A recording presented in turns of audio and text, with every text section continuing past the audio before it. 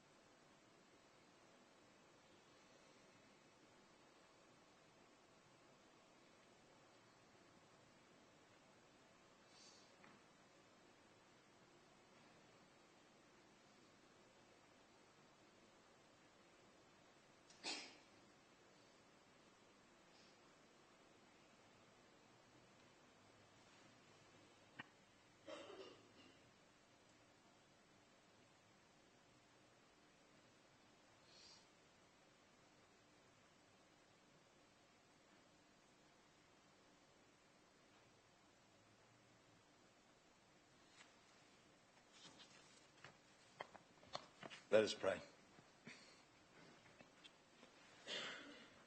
As those who hope and trust in the living God, on behalf of all faith groups in our society, let us pray for the borough of Maidstone and for all our leaders.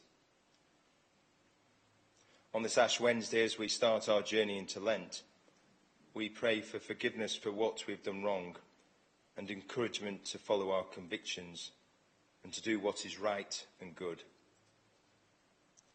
We especially pray at this time for the Prime Minister, Theresa May, her cabinet, and of the many tasks that they have before them. We also pray for the opposition parties as they try to identify the goals and visions that are unique to their own particular parties.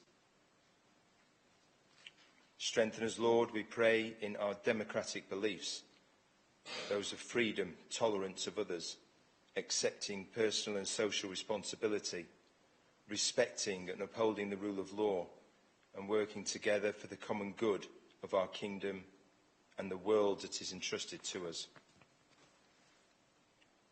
Give us hearts and minds of courage to say and do what we honestly believe in, and not necessarily what others would have us say. We also pray for leaders across Europe and around the world, as together we face dramatic and considerable change. Guide our council and our nation through the inspiration of our faith, that a deeper understanding of each other's needs may put an end to discord and bitterness.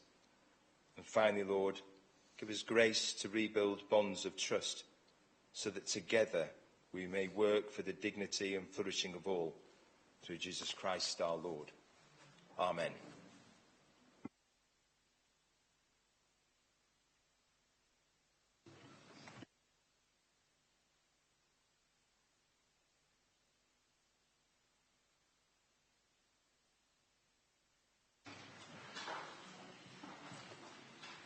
These proceedings will be webcast and recorded by the Council, but will anyone else be recording or filming them? I ask so that people at the meeting will know if this will be happening. No. Members, agenda item 2. I've received apologies for absence from Councillors Mrs Grigg and Webster.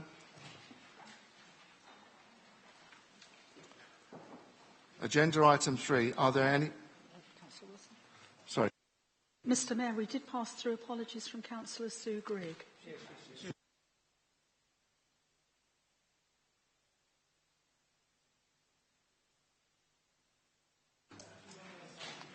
Moving on to agenda item 3. Are there any applications for dispensations? I can confirm that there have been no applications.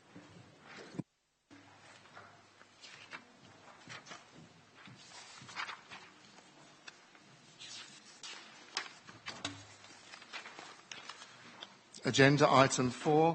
Are there any disclosures of disclosable pecuniary interests, other significant interests by members?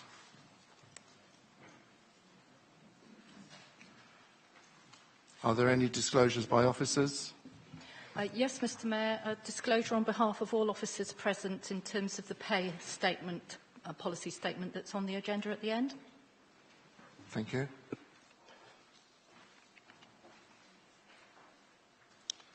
Moving on to agenda item 5.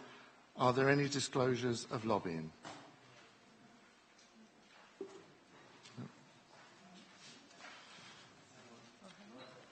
Councillor Harper.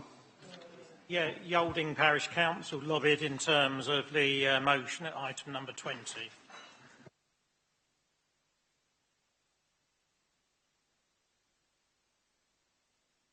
Thank you very much.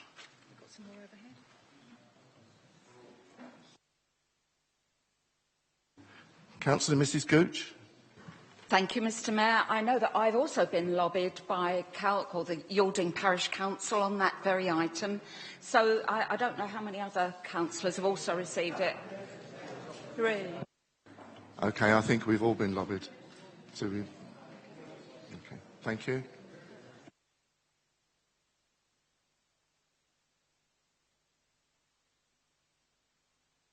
Moving on to agenda item 6. Is it agreed that the items on the agenda be taken in public as proposed? Thank you. And then agenda item 7. Are the minutes of the meeting of the Borough Council held on the 7th of December 2016 agreed as a correct record?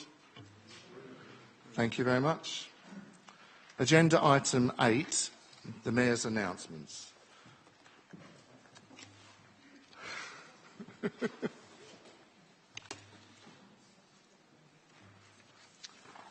So the Mayor's announcements, the 1st of March 2017. It is with sadness that I report on the death of Sir John Wells, who was the Member of Parliament for Maidstone from 1959 until 1987, and who had beaten off a challenge to be the Conservative candidate of a Mrs Margaret Thatcher. It is a strange coincidence that his great-great-great-uncle, also John Wells, was Member of Parliament for Maidstone from 1820 to 1830. Sir John Wells was a colourful character, especially in the House of Commons, and he supported wholeheartedly the rural economy. He will be sadly missed, and my thoughts go out to members of his family. I also have to report on the death of the former Mayor of Montauban de Picardy. I know that former mayors of Maidstone, Councillor Dan Daly and Councillor Brian Mortimer, along with Councillor Gordon Newton, had a warm relationship with Monsieur Gilbert Froment. And once again, my thoughts go out to members of his family. I would like to thank all of you who contributed to my Christmas present. It will be well used, but of course not during my time as the Mayor of Maidstone. During my time as Mayor, I've been told that the Mayor of High Wycombe is traditionally weighed in at his election, and again at the end of his term of office. And if he has gained weight during this period, then he is subject to good-humoured booing from all his fellow councillors. It's deemed that he's been fed on the fat of the land. Okay, so I'm now on a strict diet. It was a busy time for me and the Deputy Mayor up to Christmas. I attended 19 carol concerts and ate the odd mince pie and drunk a few glasses of mulled wine. I thank the Deputy Mayor, Councillor Malcolm Greer, and the Deputy Mayoress, Mrs Brenda Greer, for their help. And of course my thanks to other former mayors who were able to deputise for me on a number of occasions during this busy but so very enjoyable Christmas period. I have been able to witness some of the good work undertaken by people involved in the Winter Shelter Programme, and I was able to accompany a few members of the street pastors on their rounds when they were looking out for and praying for and helping people who may have overindulged themselves during the Saturday evening and early hours of Sunday morning. Maidstone has some remarkable people who give up their time to help others who are not so able or who have fallen on bad times, and I pay tribute to them. They deserve proper recognition for the work they do. I was able to witness the return of a wonderful restored portrait of the first Viscount Bearsted, Marcus Samuel, in his robes as the Lord Mayor of London, to a truly fitting position in Audley Moat House. There are other Maidstone Borough Council works of art which are hung in this truly superb former stately home of Viscount Bearsted, and I recommend you to visit at some time in the near future. I also hope that some of you will be able to come to my charity event at the Town Hall on the 17th of March at 7:30. This, of course, is St Patrick's Day, and as my wife is Irish, there is to be a ceilidh, and there will be entertainment, including some Irish dancing. I've been informed that Valley Park School is hosting BBC Radio 4's Question Time on the next Friday, the 3rd of March at 2017, and I believe there are a number of tickets available. I, unfortunately, will not be able to attend because I've signed up to help and support the Heart of Kent Hospice in their fundraising event outside the Town Hall here, starting at 6 p.m. The Heart of Kent Hospice staff and volunteers do a magnificent service to people of Maidstone and the surrounding area. It is such a pity that they have to raise funds when you consider the delicate and profound work that they do. So I have signed up to do the fire walk. So it'd be lovely if some of you could attend and see me burn my feet. So there's plenty to get through this evening, so without further delay, we will move to agenda item 9. Thank you. Petitions. Notice has been given pursuant to Council Procedure Rule 12 that Councillor Harper wishes to present a petition relating to Oakwood Park playing fields. Councillor Harper. Thank you, Mr Mayor. For those of you unaware of the petition, the wording is, we object to the plans by Oakwood Park Grammar School and St Augustine's Academy to close the public access and fence off the whole of the Oakwood Park playing fields. We want to keep public access to the site and leave them open as they have been since the 1940s. This petition was collected over a couple of weeks between the 18th of December and early January, not by door-to-door knocking, but by delivering a letter of a reply slip, which takes more effort from people. And during that period, we had over 150 returned, and we're still getting people contacting us over wanting to support the campaign. The public have enjoyed uncontrolled access to Oakwood Park playing fields since before the Second World War, and I have statements confirming this, and will read you a short extract from one of these, from one of our residents. I have known the area known as Oakwood Park, firstly as Maidstone Golf Course, since 1940. My father was a member of the Maidstone Golf Course, and I grew up privileged to be able to roam freely over the whole of the golf course. Later, as a pupil of Westborough School in Oakwood House, I would run down Oakwood Drive to reach my home. And after the Second World War, when there was a bomb crater caused by a doodle bug, not deterred, golfers continued to play on, and the children and other residents of the area used to go to the crater and have fun rolling up and down it. So the public were freely able to use this site since well before the schools were laid out. No one can dispute the length of time the community has used the site jointly with the schools since they were built. The community has been galvanised by the decision of the St Augustine's Academy and latterly Oakwood Park Grammar School to fence in the site and deprive the community of access. As the public has had free access to this site since before either of the schools were built, why was there no consultation by either school? Whilst legally they might not need to talk to their local community, Morally, I think we would all think there probably is, as any good neighbour would want to talk to people impacted by a decision they were going to make, and there has been none of that over this issue. We, the local community, want to have the site returned to shared use. The school should have use during the school day, but the community at other times, as has been the case for over 40 years since the schools were built. St Augustine's Academy has closed the door to community engagement on the issue, and the fencing has gone up over the last 2 weeks and is likely going to be finished by tomorrow. St Augustine state that it is in the interest of safeguarding of students and staff. This is questionable, as local residents, and there are quite a lot here tonight, know that St Augustine's don't actually use their area of the playing fields, or very rarely. You only have to go over there and look at the sports pitches, their rugby and football pitches, to see they've not been used for months. In fact, they're in better condition than most people's back gardens. So, how comes, there's such an issue all of a sudden? Admittedly, Oakwood Grammar do use about a third of their site on a regular basis, and they were over there today. So to safeguard our community rights, with other residents, we have applied for the playing fields to be legally declared a town green, which would give full public access, similar to those enjoyed over public commons, 2 of which I previously managed in a previous life.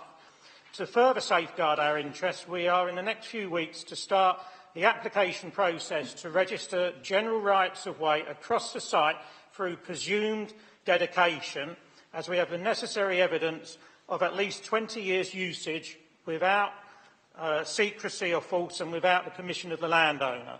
So on behalf of the community, I would hope that you will all support our petition, and I will exercise my right to reply at the end of the debate.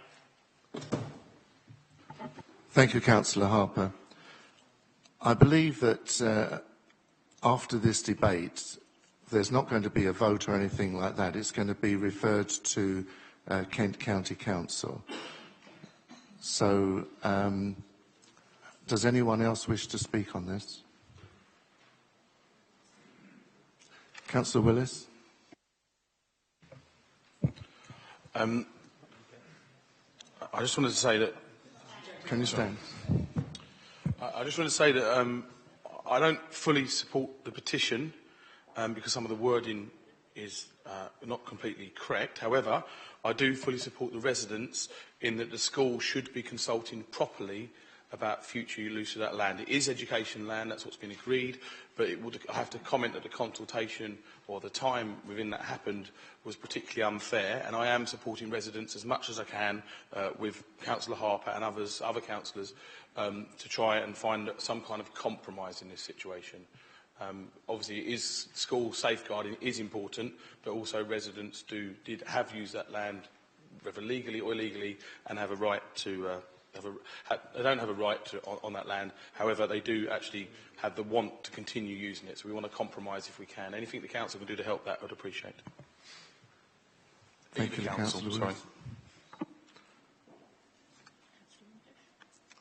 Councillor English.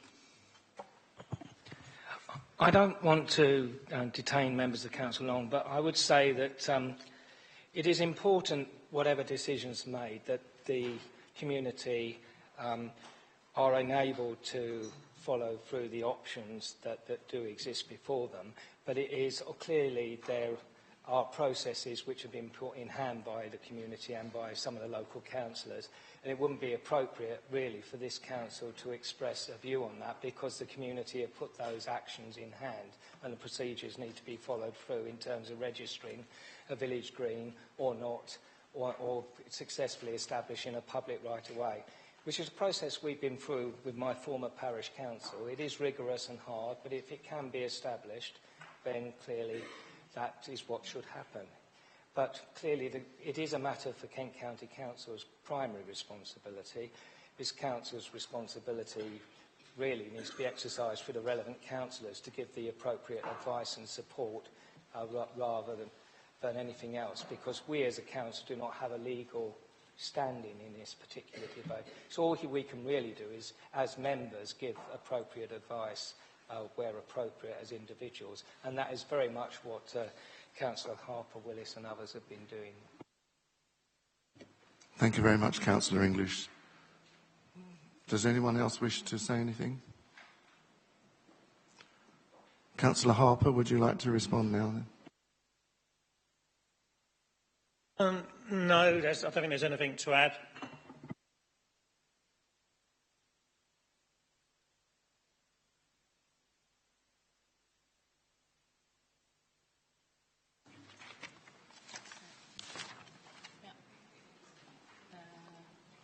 Well, as I said, the petition and the views of the Council will now be referred to the appropriate decision-making body, which is Kent County Council. Thank you.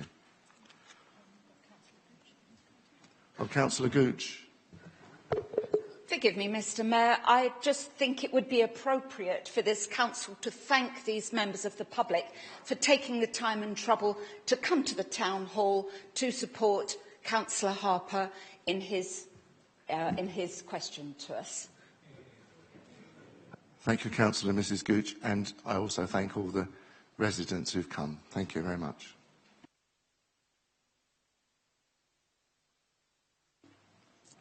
Agenda item 10 is the question and answer session for members of the public. I've received notification that Mr Brian Flinders wishes to ask a question of the Chairman of the Policy and Resources Committee. Mr Flinders, can you come forward, please, and press the button there?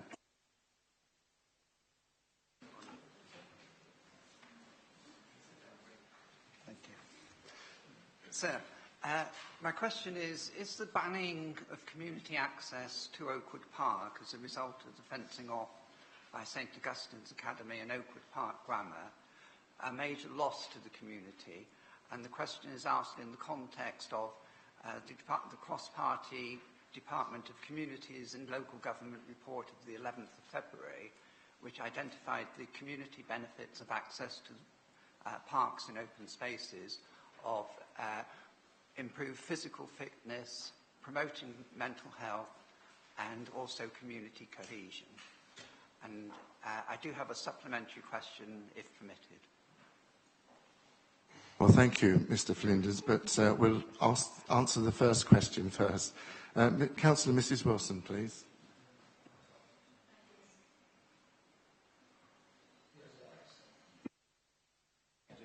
Is it? Yes, it is now. Thank you for the question, Mr Flinders. I think that the first sentence that you've written, which says, is it a major loss to the community in West Maidstone? Well, clearly the community do believe that that is so. And so what people believe makes the loss real to them. To link it to your second statement about how it is linked to the Department of Communities and Local Government, the cross-party inquiry report, well, clearly nobody, least of all myself, who's fought for open spaces ever since I've been a councillor, clearly we actually do believe that that report is correct in the benefits of access to parks, of increased fitness, better mental health and community cohesion. The problem is for Maidstone Borough Council that we can't put the two halves together, because we do not own the land, we have no jurisdiction over it, and I do know that several councillors, not just here but at County Council, have really looked deeply into the history here to see if there is anything that would actually add weight to the view that it should be open to access. And despite, we can recheck, but despite what Councillor Harper has said, it appears that when Kent County Council first got it, it was always for educational use. Now, the fact that people have walked across it and had freedom of access to it for a very long time, frankly, the community, as Councillor Harper has said, are going to have to test that through the various methods that are open to them. But again, apart from councillors assisting you in process, the Borough Council actually has no ability to do anything regarding that either. There is nothing in our armoury that gives the Borough Council any jurisdiction over Oakwood Park. So I think our sympathies are with you, but being able to do anything other than what is actually being done It's just not there for the borough council. Where I agree wholeheartedly with Councillor Harper is I think that the schools have handled this in an exceedingly bad way because of the lack of consultation that they undertook at the beginning. But that's in the past now, and we have to move forward as best we can. It's absolutely appropriate that the petition goes to Kent County Council, because it's Kent County Council that are actually fully involved and have, well, it was them originally that had the land. How they've leased it or used it is their responsibility. And so while I think we all have sympathy with the community, it's Kent County Council that actually has the powers, if any, to actually make changes. I suspect the powers are very small because of the way it's now being leased to the schools. Thank you. Councillor Mrs Blackmore, the leader of the Conservative Group. Thank you, Mr Mayor. Thank you, Mr Flinders. I think the only thing I would like to add is we must consider the safety of the students, because it really is absolutely paramount. And I would imagine that the governors of the school, and indeed the senior management team within the school, have not taken this decision lightly. Unfortunately, all our schools are under pressure, as you probably know. They all have entrance keypads, codes, etc. 5-10 years ago, it just wasn't necessary. And I would imagine that the school, the governors, etc., will have looked at this issue and put the students first, because I accept it's very difficult for the community to accept that they won't be able to use the space, but really the safety of the students has to come first.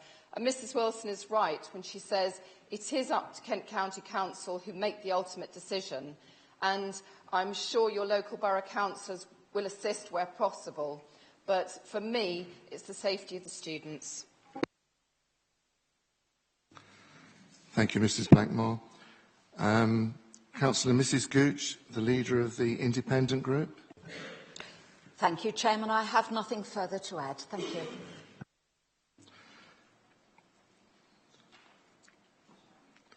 Councillor Powell, the leader of the UKIP Group. Yeah, I think I'll leave this to my spokesman on open spaces, Councillor Barnes. Thank you. Thank you, Mr Mayor. Thank you, Mr Flinders, for bringing this to our attention. As my fellow councillors have said, unfortunately it is not within our remit to do anything about this, but I can see both sides of the argument, and we wish you well. And finally, Councillor Harper, the leader of the Labour Group. Well, I think the simple answer to the question is probably yes. The loss of Oakwood Park for the community will have a significant detrimental effect on West Maidstone. For generations, families have played in the park, children have learnt to cycle there, play football, rugby and cricket, and even up until last weekend, regular sport teams are actually playing over there on a Sunday. Families frequently have picnics over there in the summer, and a lot of people visit the site to enjoy the varied landscape and seek a moment's peace in a busy world. So clearly the site is also visited by joggers and dog walkers who pick up their mess. The issue of excrement, which has been raised previously, is probably the result of the local fox population, which we all know about. But Oakwood Park is the largest open space in Maidstone after Moat Park, and provides a similar open lung to West Maidstone as Moat Park does to East Maidstone.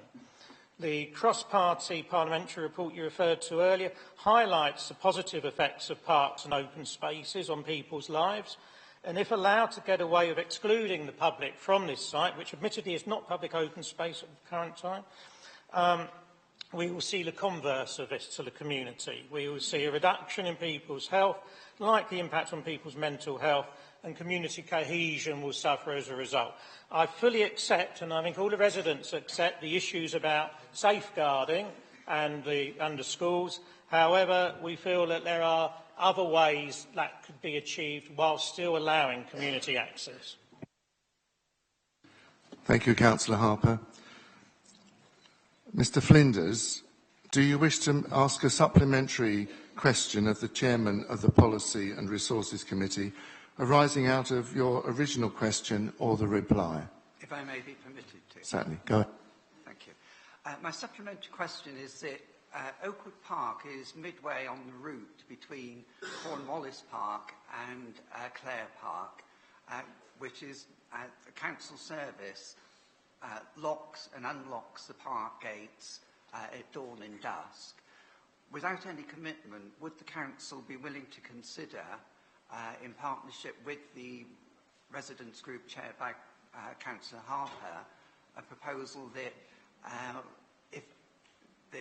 that council service could also unlock one gate on Oakwood Park if we can negotiate with the schools on that? Councillor Mrs Wilson, Leader of the Council.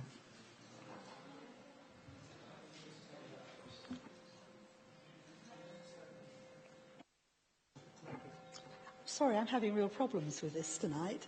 I think the short answer is that the borough has already looked at the ins and outs of being able to do this, and much as we'd like to assist, the cost that actually would come with it is really quite prohibitive, because it's not just a question of locking and unlocking a gate.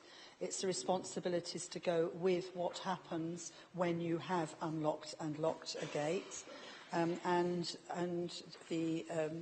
If you do that, you have to have insurance cover, and under that cover, we'd actually accrue responsibilities that frankly are not appropriate.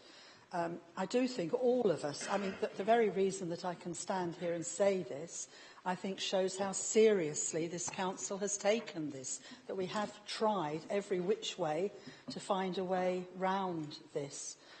The only thing I'd add is that I do believe that this is a lung of Maidstone. Whether people are being able to use it or not, it is a green lung for that side of the town. So the fear, if I've got any fear at all, is that in the future they may wish to expand buildings. And that is something I think we're going to need to watch like hawks, because that I think would impinge on a really important green lung. But again, it would come down to what we are legally able to do under the law. So all I can say is our sympathies are with you. My children went to school there, so I know it very well. So our sympathies are with you, but it is really almost impossible to find a practical way that the borough can actually assist, other than giving advice on process that you can take yourselves. Thank you, Mrs Wilson. Mrs Blackmore, would you like to? Thank you, Mr Mayor. Mr Flinders, I have nothing further to add. Mrs Gooch. Thank you, Mr Mayor. I have to say, in an ideal world, it would be lovely if we could just help unlock the gates for you. But the implications of that, if anything happened as a result of us opening those gates, it doesn't bear thinking about. I know we're all risk averse, we try to be, and health and safety and all that jazz, but legally we'd be in an awful lot of trouble. Thank you, Mr Mayor. Thank you, Mrs Gooch.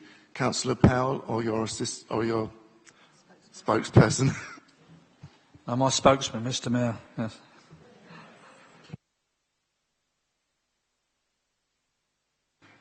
Councillor Harper. I think one of the options, obviously, is the idea of a licence, which you were just referring to. I think at the moment we obviously have in place the application for Town Green and shortly public footpaths across the site. I would suggest that we let those two items run their course initially before perhaps having discussions with the council in terms of any future licence agreement. What I would point out to colleagues and obviously to the public is that within our budget we do have a line called growth provision for minor initiatives of £50,000 each year on a cumulative basis over the next 5 years. So it goes 500, 150, 200, £250,000. And potentially, based on the likely cost of insurance, it wouldn't be inconceivable that a licence could be given by the authority and some of that growth provision used if the council so desired in the future. Thank you.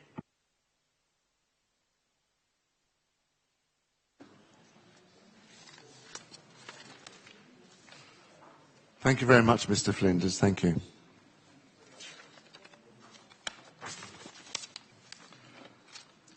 I have received notification that Mr. Stuart Jeffrey wishes to ask a question of the Chairman of the Strategic Planning, Sustainability and Transportation Committee. Mr. Stuart Jeffrey, thank you. Thank you. As air pollution is the second largest cause of preventable deaths, and as it is responsible for around 130 deaths in this borough each year, can the Council tell me what steps you are taking or are proposing to take to reduce the pollution? Councillor Burton. Thank you, Mr. Mayor. Good evening, Mr. Jeffries. I think your question is very timely, and we do welcome the opportunity to restate the Council's position on this matter. Let me start by saying that the Council is committed to reducing the impact of poor air quality on residents in the borough and has been implementing its adopted Air Quality Action Plan produced in 2008 in order to achieve this. And this has involved working with partners, for example, KCC, bus operators and others. But before saying anything further, I would just like to dwell for a moment upon the figures that you're quoting. I've not been able to actually trace the exact source of your 130, but to give context to this, I would like to remind us that if you take the larger study, which might attribute 40,000 deaths to pollution issues, of which 29,000 might be related to particulate and 11,000 to NOxes, and drill into the background, you'll find that, as best of my understanding, that actually emanates from a piece of work in North America where it attributed a factor of 6%. And there is actually very little substance behind it. But what it actually says is that it has an impact upon the length of life. It does not so the distinction I want to make is that there might be attributable deaths on a cumulative basis, but let's not scaremonger and say that there are actual deaths. To put that into another context, and you know, the Council has many things, but a number of months of additional life expectancy in the context of air quality should be compared to 7 years reduction in life in areas of deprivation, which we could mainly attribute to housing quality. But put all of the numbers to one side, I don't think any member of this Council wants to breathe bad air and will stand in the way of any measures to actually improve things. The Council currently has, between the joint committees of housing and communities and strategic planning, a working group that are actually looking at measures to revise our air quality action plan. We've attended various workshops and we've been looking at different measures. Over the last few years, this has been a subject that I've in particular taken an interest in, and I've attended many workshops. And one of the things that I discover everywhere I go is there is a significant concern about diesel vehicles, and there are many that forecast that the solution to this may be around electric vehicles. In fact, the Conservative measure of the Modern Transport Bill, which was introduced in the Queen's speech, actually sets us on course to not just be at the cutting edge, but to be a world-leading country when we're considering alternatives to congestion and the consequential air pollution. One of the things that I will be pushing for in the near future is that we might consider as a council, in the short term, bringing in as a technical planning guide the Kent Air Quality Planning Guidance. And within this, it sets out very clearly, or it would set out very clearly, the intention and the direction of this council. And it would have measures, for example, to require developers to put in electric vehicle charging points in every new property with allocated parking and also in shared parking areas. Now, this sounds perhaps like a very small measure, but what I'd like us to think about is that when you look at the main predicting authorities, and I've heard everybody from Highways England to the content of the Queen's speech on the subject, or the modern transport bill, which is going through select committee now, where it looks by maybe 2040, 2047, where almost all vehicles would be electric, and that's a long way away. But let's look at where we are now and think about where we want to be. And every year that we can make a 5% improvement in the uptake of those zero-emission vehicles, we will potentially be making a 5% improvement in air quality. Although, let's recognise that vehicles are not the only causative agent for air quality, and we also have to look at other factors like emissions from our own home boilers, and perhaps in the future we'll be able to have planning guidance that will assist on that. I could go on about this for a long time, but the point I want to say to you is that this council, and I think this applies for us all, is fully committed and actively working to seek whatever measures we can put in place to improve air quality for all of the residents of Maidstone. Thank you, Councillor Burton. Councillor Mrs Blackmore from the leader of the Conservative Party. Do you wish to add? Thank you, Mr Mayor. I have nothing further to add, actually, Mr Jeffries. I think Councillor Burton has covered everything quite adequately. Thank you. Councillor Mrs Wilson from the... Defer to Councillor English, who is the Lib Dem member, or one of them, on the Air Quality Working Group. Thank you very much for the question, Mr Jeffrey. I think Councillor Burton is fundamentally right in that I think, without exception, the members of this council and officers are committed to dealing with the air quality issue. Some of the motivations for that vary, some of the assessments of the figures vary.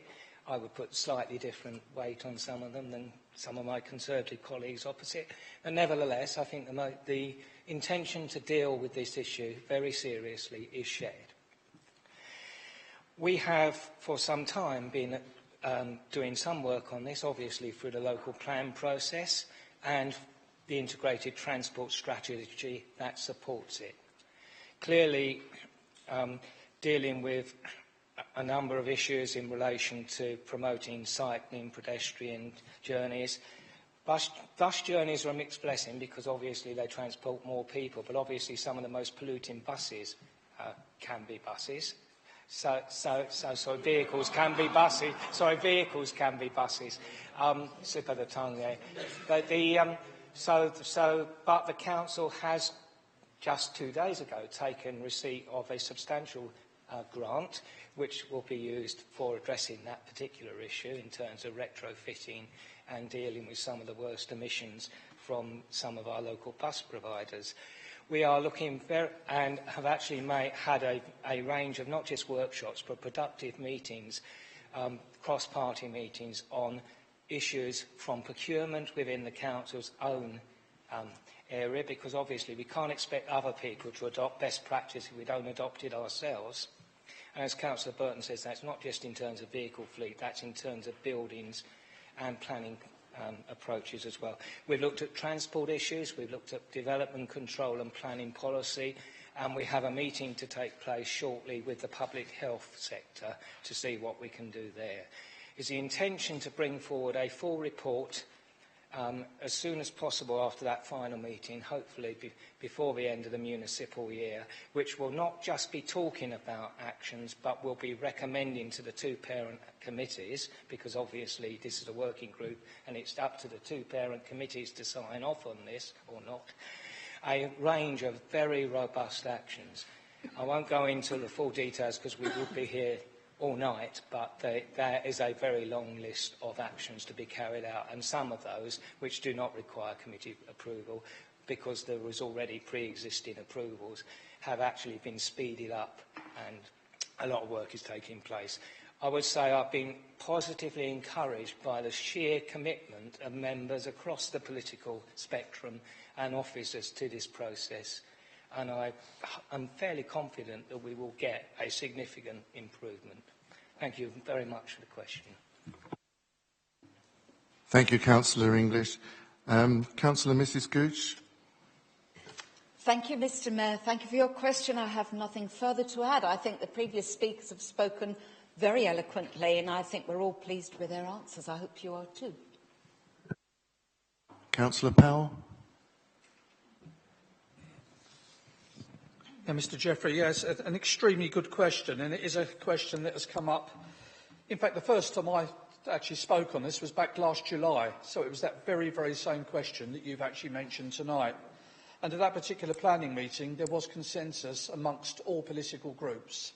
I'm not suggesting every single person within all political groups agreed, but there were people from the opposite, also this side, certainly myself, and the actual figure which you've taken from is Department of Health information actually would suggest that it's between 70 and 130, but I know you've got the upward figure, but that's fine. So, yes, Maidstone Council generally absolutely agree, and I'm sure that if Councillor Harper was there, he would do as well. There is one thing, when you say what could the council have done about it, well, questions was actually raised at that particular time, and if I remember rightly, the officers was given a pretty rough time, and rightly so, because one of the questions that we asked is the monitoring equipment actually working, and is the monitoring equipment actually where they said it was? I think the answer to that was a blank, so I can only assume that is a no.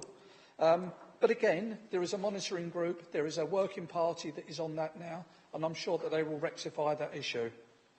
Could we have done anything else about it? Well, I suppose we could have turned down all the housing that was in that particular place at that particular time, but we took a democratic vote. I was on the losing side, but I accept that vote, as I'm sure that all political members of this House actually do. So hopefully that's answered your question. Thank you. Thank you, Councillor Powell. Councillor Harper. Thank you for the question, Stuart. I agree.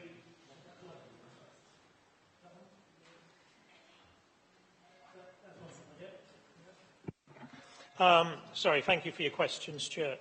I agree that air pollution in our town is a major issue and needs addressing urgently.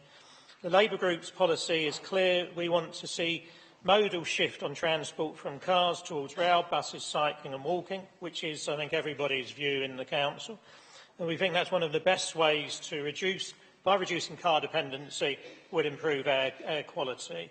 We should also be looking at what London Labour Mayor Sadiq Khan is doing in London in terms of combating air quality and air pollution, as he's bringing in a number of innovative measures.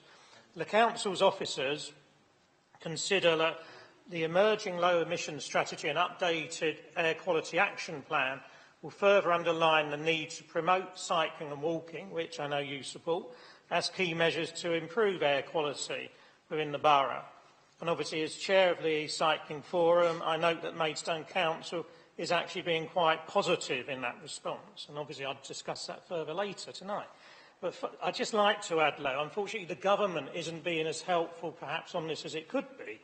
As you'll be aware, Stuart, solar panels and the subsidies around solar panels in terms of energy transmission and so on have been reduced over the last 5 or 6 years, and that's obviously led to quite a significant erosion of the attempts to move to carbon neutral. One of the things we should try to do whenever possible with new developments across the borough, as I know the Planning Committee does, is try to have applications and new estates designed on a carbon neutral basis, because again, that will all help towards solving the problem in the long term. It's not just about vehicle emissions, it's other emissions cause a problem as well. Thank you, Councillor Harper. Mr Jeffrey, do you wish to ask a supplementary question of the Chairman of the Strategic Planning, Sustainability and Transportation Committee, arising out of your original question or the reply? Yes, please. Can you tell me how much worse the air pollution will get with the almost 20,000 houses that are being built on the periphery of Maidstone, which will naturally, at the moment, require cars to be there, and what the annual death toll is likely to increase to, please? Councillor Mr Burton. Thank you, Mr Mayor. Well, how do you answer that then? With a crystal ball. The very direct answer is no. But I want to remind us that we're actually taking positive steps so that when we bring in the essential new development for the homes that the residents of our borough need, we will take every measure possible to mitigate air pollution consequences, congestion consequences. We will make sure that there's provided the correct education facilities, and we'll do everything to plan positively. And I'm going to remind that point that my vision between now and 2040, 2047, whichever date you want to take, different people give you different answers, where we've got essentially an electrified vehicle fleet, is that air pollution will improve again between now and then. My vision, and I want to leave you with this thought, is that the roads that we drive down at the moment, where you've got dirty hedgerows, grass covered in particulates of goodness knows what, and dying natural flowers, will actually become nature reserves of the future when that pollution ends. And that's the point that we want to be getting to. It might be in the future, but I want a steady progression of improvement between now and 2040. Thank you, Councillor Burton. Councillor Mrs Blackmore. Thank you, Mr Mayor. I have to say, Mr Jeffrey, it's very difficult to calculate whether there would be any additional deaths. However, my faith lies in new technology, which is changing all the time. Only 10 years ago, the actual thought of battery-operated cars on our roads that had a span of 300 miles, we all thought was bonkers, but it's real, it's happening. So I think in the future there'll be different fabrics, different bricks, different items we lay on the road that will be able to absorb a lot of the gases, etc. And hopefully we'll have vehicles on the roads that won't be producing a lot of that pollution. So, like Councillor Burton, I'm an optimist, and I think going forward things will improve. But for me, it's the new technology and the progress that our engineers will make. Thank you, Councillor Mrs Blackmore. Councillor Mrs Wilson, or your spokesperson? I'll defer to Councillor Ingham. Thank you. Thank you, Councillor Jeffrey. The short answer to your question, sorry,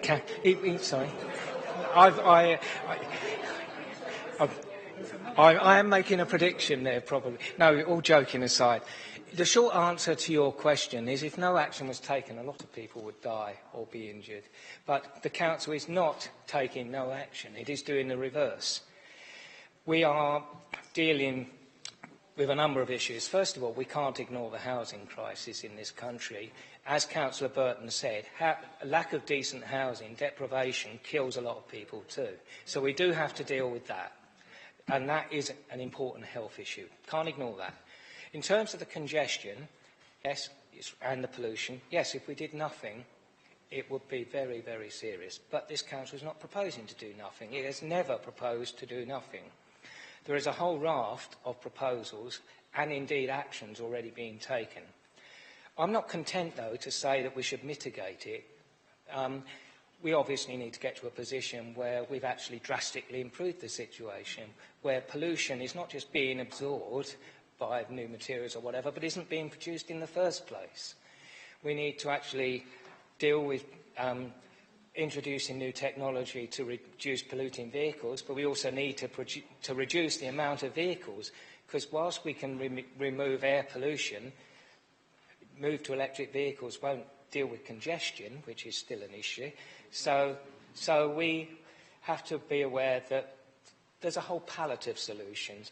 Electric vehicles is part of the solution. It definitely is part of the solution, but it's not the only part of the solution. Modal shift is part of the solution. Building better developments in the first place, because Councillor Burton is quite right. It's not just vehicle movements, it's boilers, it's how you produce housing, factories, other developments, supermarkets. They all need to be constructed in the right place to to minimise the damage and of the right materials and in the right way to make sure that we are getting not just mitigation but ecological and environmental improvement. And I believe that this council, members and officers are absolutely committed that through the local plan process, integrated transport strategy and other measures and planning and housing and transportation that we will do this. Councillor Burton referred to the technical advice which we are going to try and adopt, I hope, as a temporary measure. That will assist, but we are hoping to adopt not just we were looking at supplementary planning guidance for air quality. We were raising our sights and looking at this actually being a development plan document with real teeth and policies which we can enforce. So, yes, you're right to push us on this and keep pushing us on this, but we are responding, and I hope that you will be pleased with the outcome. Thank you, Councillor English. Councillor Mrs Gooch. Thank you, Mr Mayor. I have nothing further to add. I fully support what's been said. It's very encouraging. Thank you. Councillor Powell.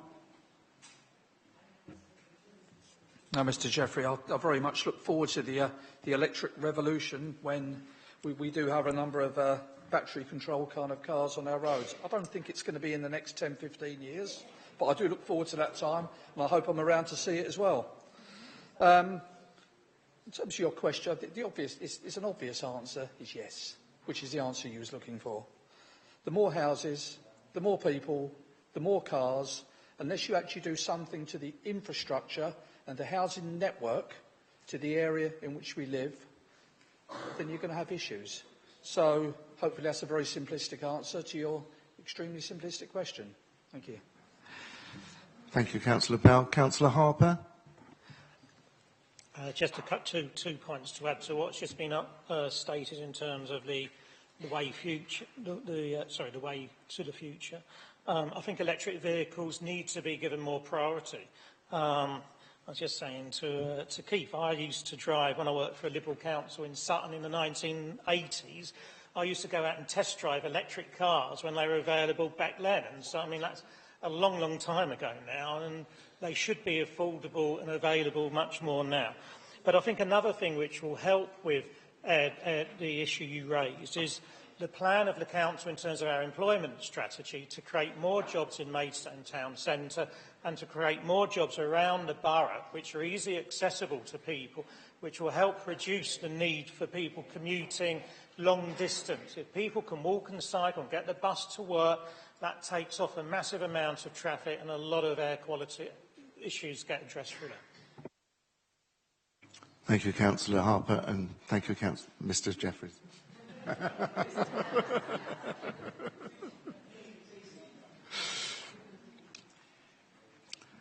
Members, agenda item 11 is questions from council members, and I've received notification that Councillor Garton wishes to ask a question of the Chairman of the Policy and Resources Committee. Madam Chairman, it is my understanding that various service reviews are about to be undertaken. Please could all members be informed which services are being reviewed and when reviews are due to be completed. Furthermore, what proposals are in place for members' involvement in order that members have the opportunity to shape the outcome of these reviews from the very start? Thank you, Councillor Garton. Sorry, I didn't wait, did I? I'm sure you know that a comprehensive review of the planning service is currently being undertaken. The Council's transformation and planning teams are working in conjunction with an external consultancy to review processes and look at opportunities to make improvements. The objectives and outcomes were shared with the Planning, Sustainability and Transport Committee, and the review is due to complete in June 2017. The ICT shared service will be reviewed in 2017-18, and depending on officer capacity, street cleansing may also be reviewed. A CCTV service review has already been undertaken, And to answer the second part of your question, I'll just reiterate what happened in that case. The Chairman and Vice Chairman of Communities, Housing and Environment Committee were involved throughout. Members had the opportunity to respond to a survey, and a workshop was open to all members. So there was the opportunity for all members to be involved, whether they were on that particular service committee or not. And 2 reports were also presented to the committee for decision. So the other reviews that we are intending to do will be handled in similar ways. I won't say that it would always be identical, because it depends on the requirements of the review that's being undertaken. I'll say a little bit more, though, about the planning service, because that requires more in-depth engagement with councillors, so includes the opportunity for all members and substitutes of planning and I'm going to use the shorthand, sorry, SPS&T committees, plus chairman and vice chairman of all committees and group leaders to give their views through a focus group, and that is currently being arranged. And other members, of course, have every opportunity to feed what they want to say through any of those routes, either through their group leader or through the chairman or vice chairman. So there's every opportunity for councillors to be involved right the way through.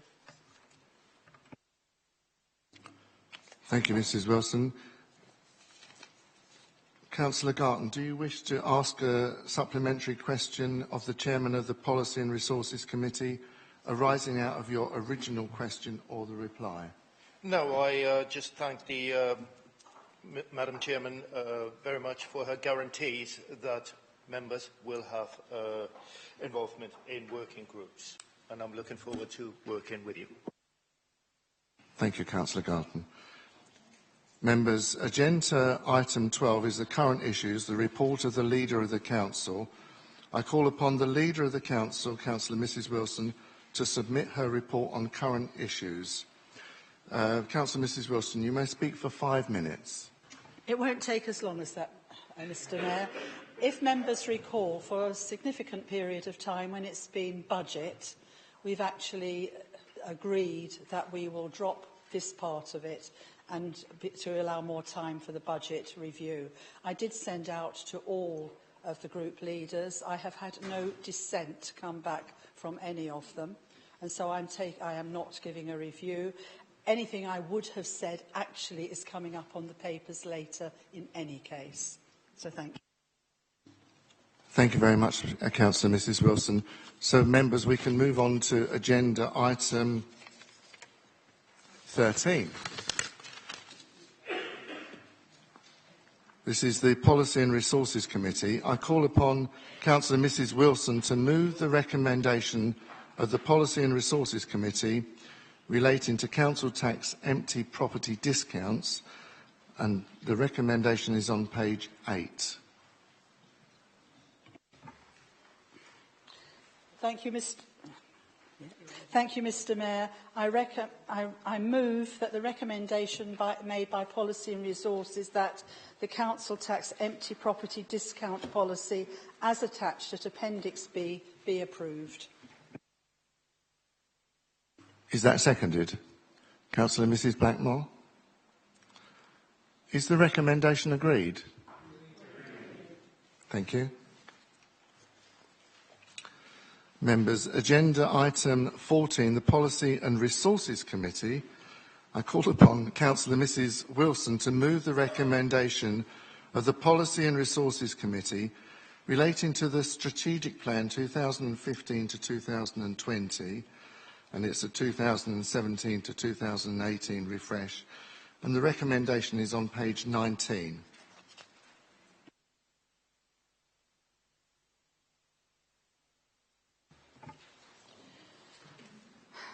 I move that the recommendation made by Policy and Resources Committee that the Strategic Plan 2015 to 20, 2017 to 18 refresh attached as Appendix A be approved and adopted by the Council. Members, is that seconded? Councillor Mrs Blackmore? Is the recommendation agreed? Wonderful.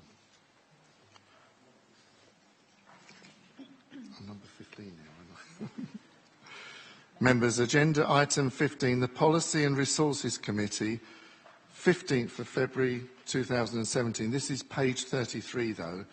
So before I call upon Councillor Mrs Wilson to move the recommendations of the Policy and Resources Committee relating to the medium-term financial strategy 2017-2018 onwards, I would remind members that in accordance with Council Procedure, Rule 19.4, each group leader may speak for up to 10 minutes when moving his or her group's budget proposals. I would also remind members that as a consequence of the local authorities, the Standing Orders England Amendments Regulation 2014, there will need to be a recorded vote on any decision relating to the budget or council tax. This will enable people to see how their councillors voted, not only on budget motions, but also on any amendments proposed at the meeting. So I now call upon Councillor Mrs Wilson to move the recommendations of the Policy and Resources Committee relating to the medium-term financial strategy 2017-18 onwards, and the recommendations are on pages 33 to 35. Members, I hope you're going to watch me very closely tonight. I was very tempted to bring 3 different berets in different colours, because I'm going to be speaking now as Chairman of Policy and Resources, and I gather because I'm doing that, I don't actually get a slot as the leader of the Liberal Democrat group, because we are not moving any amendments. So I am talking as the Chairman of Policy and Resources. And I'm just going to say a few words before I actually move the recommendations. And so I think everybody knows the financial settlement from central government has been extremely harsh. We are now having to cover all expenditure from our council tax base, what little of our collected business rates we actually retain, and from any fees and charges or other income we can generate within the borough. Despite this, we have still achieved a balanced budget for 2017-18 without raiding our reserves to retain excellent frontline services. So I believe officers are to be commended for their work in suggesting additional savings and how further efficiencies could be achieved. But let's be clear, this is a councillor-controlled budget. All the proposals have been fully debated at the 4 service committees, and every councillor has had the opportunity to contribute in the decision-making process. For example, the Council Tax Exceptional Hardship Scheme and the settlement for charities in relation to their service level agreements and grant budgets were both amended through councillor discussion and subsequent service committee decision. All 4 service committees were required to make savings, but councillors also agreed to allocate additional funds for specific reasons.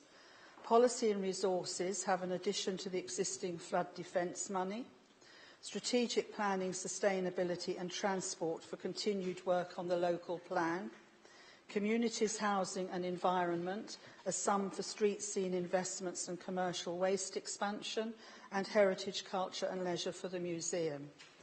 It is a given in the democratic process, especially in a hung council such as ours, that not all councillor-proposed amendments will succeed as they journey through the service committees.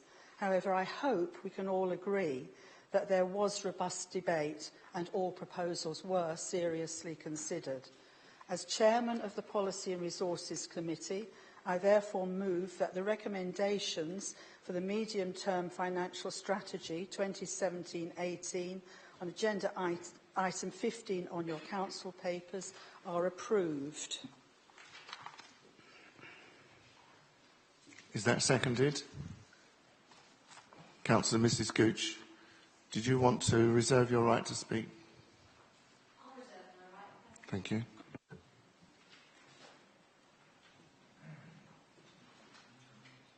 Councillor Mrs Wilson.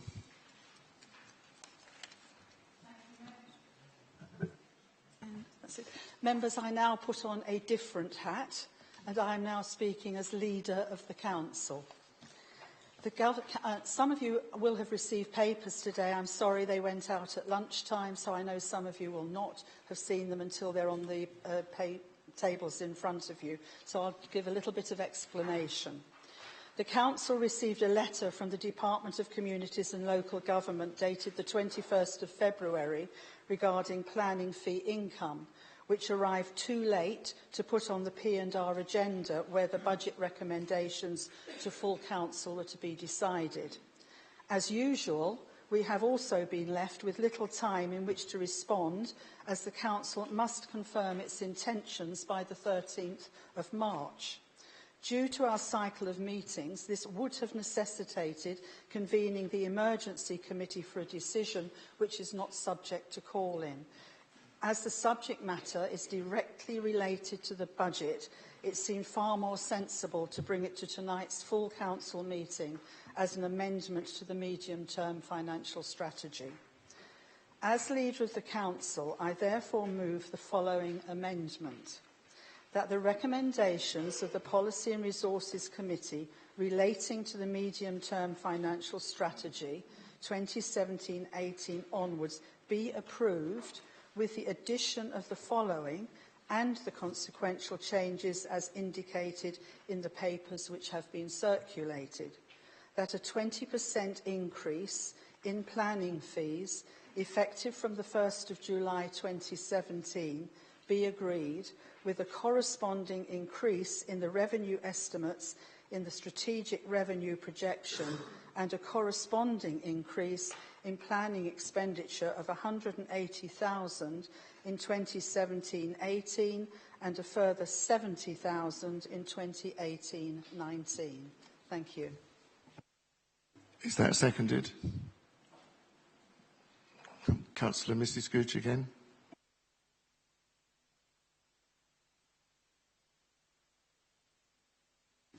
Sorry, Councillor Mrs Gooch, did you want to speak on this now? Or? Not at this stage, thank you, Chairman. Right, members, we now have to debate this amendment. Does anyone wish to speak? Councillor Garland, I saw first. I think this is a sensible amendment, and I welcome the fact that the Leader of the Council has taken on the Conservative national policy of increasing planning by 20%. So I think this is a welcome amendment, and I'm glad she's embraced Tory policies.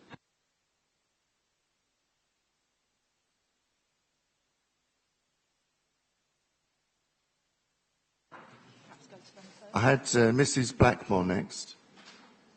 Sadly, Councillor Garland has said exactly what I wanted to say. This came from a blue government, and may it stay blue. Members, does anyone wish to speak against this amendment? Councillor McLaughlin. Thank you, Mr Mayor. Just a point of clarification. In the white paper that's at the back of these papers, it indicates that any additional expenditure has to be spent on development management. And it doesn't mention enforcement at all. And I would like to know whether the additional funds being allocated to planning can be put, if so required, to enforcement. Councillor Mrs Wilson. I think the answer is that when you have an additional pot and you've got an enhanced fund, then clearly SPS&T, when they're debating how they wish to use their funding, can actually allocate some more funds, if they choose, to enforcement that are not necessarily directly those related to this additional money. This additional money will be spent on what they may otherwise have had to spend some of their funds on. So you have to be... thank you, Councillor Garland. I'm glad you're nodding. So in other words, you've got an increased overall pot, and despite the fact I agree with you, the government are putting some strings to this, but I think we can be fleet of foot, and it can help us to do what we want to do across the board. which is why I am very happy to take this blue recommendation from Westminster.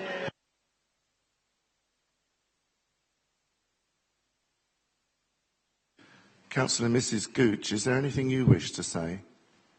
No fear, not at this stage. We're going great guns. Thank you, Mr Mayor. Well, members, I think... Sorry, Councillor Mrs Wilson, you have a right to reply as well, if you so wish. Mr Mayor, for brevity, no, I think everything's been said. Right, I think as long as no one wishes to speak against this amendment, I'll call the vote. Is that right? Okay. I believe it's... Oh, Councillor Mrs Blackmore? Just as a point of clarity, it is just to do with this particular amendment. We're not looking at anything else at this moment in time. Okay, thank you. We treat each amendment in turn.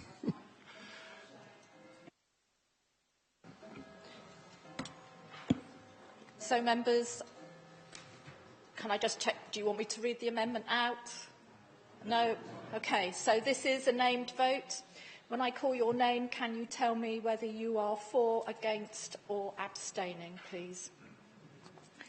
I think it's likely we're going to do this several times this evening, so please bear with me. So, starting with Councillor Atkinson. Barnard? Thank you. Councillor Mrs Blackmore? Wharton? Mrs Bryce? David Burton? 4. Okay. Matthew Burton? 4. Councillor Butler? 4. Clark? 4. Cox? 4. Cumming? 4. Daly? 4. Ells? 4. English? 4. Firmer? 4. Fissenden? 4. Fort? 4.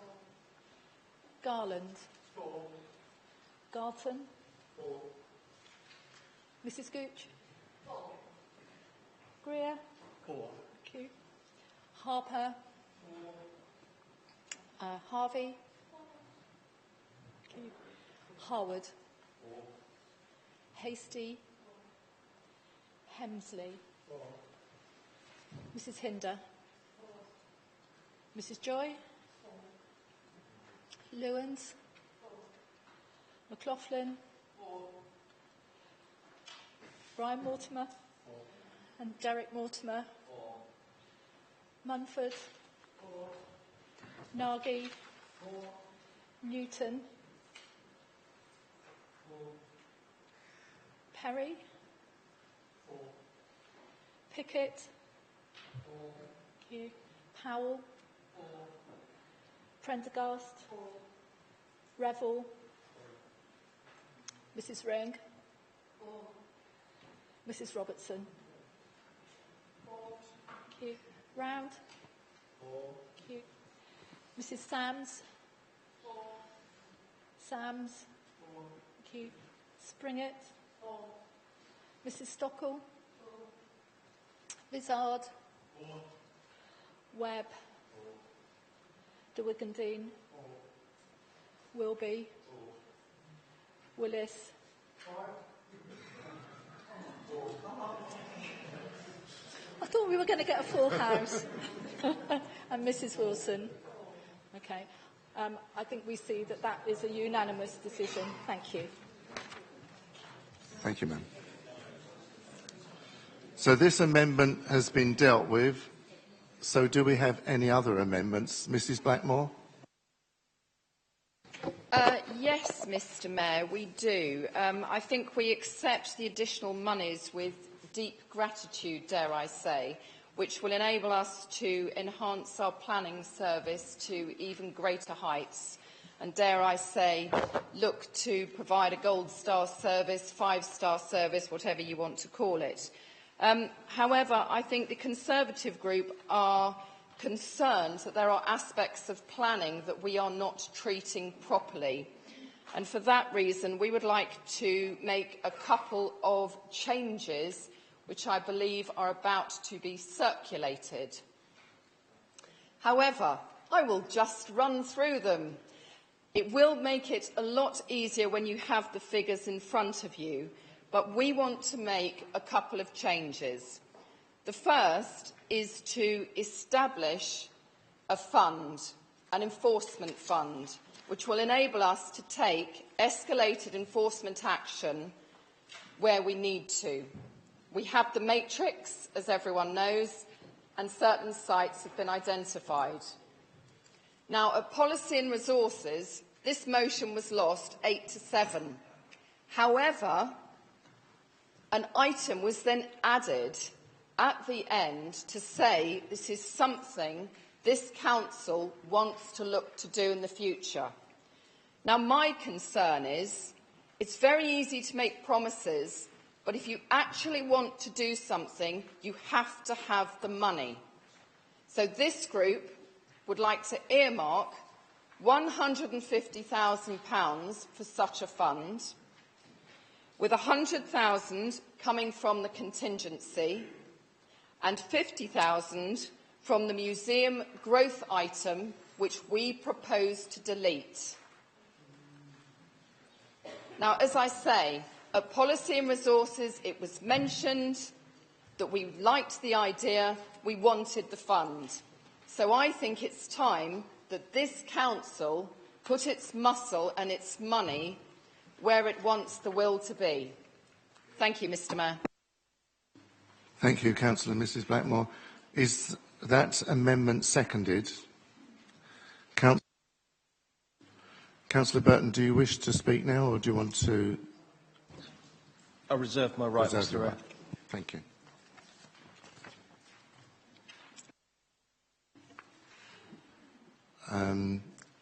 Not everyone's had the papers yet, so if we can give a few minutes for.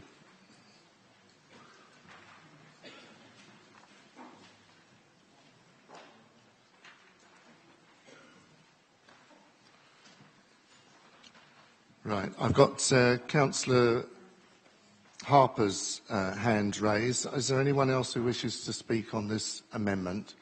Councillor English? Councillor Cox? We'll start with Councillor Harper first, thank you. I'd like to oppose the amendment because I don't believe that we should be looking to take resources away from Maidstone Museum. I think Maidstone Museum is one of the jewels in our crown and one of our best services we've got, and one which needs the investment so that it can be better shaped to face the challenges of the future. So the fact that you're wishing to take money away from the museum means that I won't be able to support this amendment. Councillor English? Yes, thank you, Mr. Mayor. Members of the Council, and I hope quite a few other people, will be aware that I have considered enforcement to be an area that needs further consideration and priority for some time. It's all about how you do it, though, isn't it? The issues with enforcement are not a simple one-off fix that a fund that is there for a year or 2 years will solve. It is a complex issue which requires resourcing and dealing with in staff, in logistical terms, in resource terms, over a period of years. It requires additional funding that is robust and is long-term. Taking money from the museum is not that robust, long-term additional resource. It's a quick fix, which is not a solution. We have had quick fixes in the past, which have had a temporary effect. I did one when I was Cabinet Member. Councillor Greer did a bigger one when he was Cabinet Member, and for all the right reasons, because enforcement must be important, because if you make all the development control decisions in the world, but if you can't enforce them, they're not much use.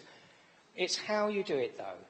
When I moved my additional point at P&R the other week, it was in the full knowledge But the government were likely, yes, Conservative government, excellent proposal to increase planning fees. Let's welcome that. Let's say it's a good idea. But my proposal at P&R was in the full knowledge that that was going to happen. And consequently, I was asking members of P&R to put down a marker about how we sustainably take enforcement and the rest of the planning service forward. There are ways and means of doing it. It doesn't have to be through planning fees, but that is a good way of doing it. What it does have to be is a sustainable solution.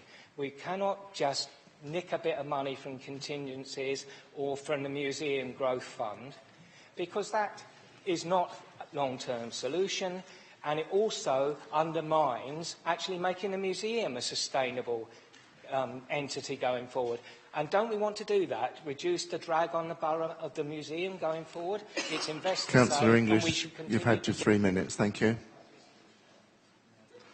Thank you. Councillor Cox. Thank you very much, Mr. Mayor. We have just passed an amendment that has given the Planning Department the funds that could be used to actually look at enforcement. At Policy and Resources, we put forward this motion. Cross-party agreed with it. There is no need to take money away from our heritage, culture and leisure to bolster up something that's being caused by the amount of planning and development that's coming into our borough. The money that comes from the increased planning fees will be able to be used within the planning department to address this. The section that looks at enforcement is at the moment very low on staff. It's about to become a bit less as well, and we will look at this. But this is the job of SBS&T, to use the money now within their budget to direct this properly. We've provided some money here, but we shouldn't be taking it from contingency. It's there for a reason. The contingency is we don't know what's going to be the next thing the government are going to bring upon us. They've told us that we've got to find another 6% of savings. Where's that going to come from? They're probably going to turn around and look at us. We cannot spend contingency. If it's planning enforcement, planning should look to this. They will only come about. We will only be able to enforce things that are valid and reasonable to enforce, and that this borough and our officers will look at and then say, yes, we should go for that bit of enforcement. We can win. We can't just go for everything. There are an awful lot of enforcement cases that are sitting waiting at the moment, but so too are there a lot of planning applications, such as we looked at last week. One was 5 years old. This will come about in our planning review. We will look at this, but we do not take money from education facilities such as our museum, which provides education as well as leisure, as well as heritage and culture. We do not do that. Thank you, Councillor Cox. Councillor Perry.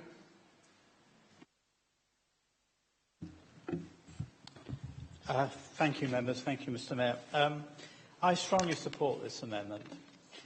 And I'm not against the museum, do not get me wrong. I fully support the museum, but it needs to be funded. We need to look at alternative means of funding the museum, in my view. That is where that should come from.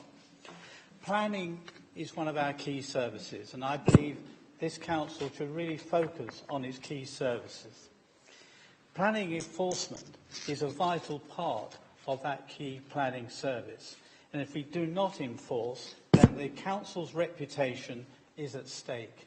And there are dozens of examples where planning enforcement has been handled really, really badly by the council because of a lack of resources. The resources are key to this. And I believe that we need to ring-fence funds to do this. At the moment, if you look back, we have not enforced properly at all. And it's nothing to do, with due respect to Councillor Cox's point about new houses and everything. This has been going on for some time. It's been going on for a long time, and our council's reputation has not been helped by this. It does not help our reputation, and we need to correct it. And I believe this is a very, very good start to do that. And I think we should ring-fence funds for this particular purpose. Thank you, Mr. Mayor. Thank you, members. Thank you very much, Mr. Perry. Councillor Perry. Councillor Bowden. Thank you very much, Mr. Mayor. And like Councillor Perry, I strongly support this amendment.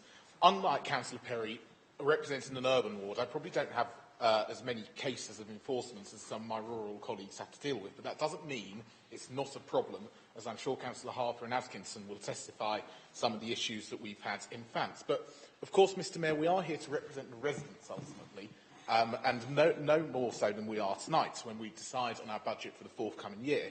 And this council undertook a very long process to get to this stage, and its resident survey is something that has been brought up time after time by members of this council on all sides as to where we should prioritise. And looking at that resident survey, it's very clear. The residents of this borough suggest that this money would be better spent in planning than it would on some heritage and culture items, including the museum.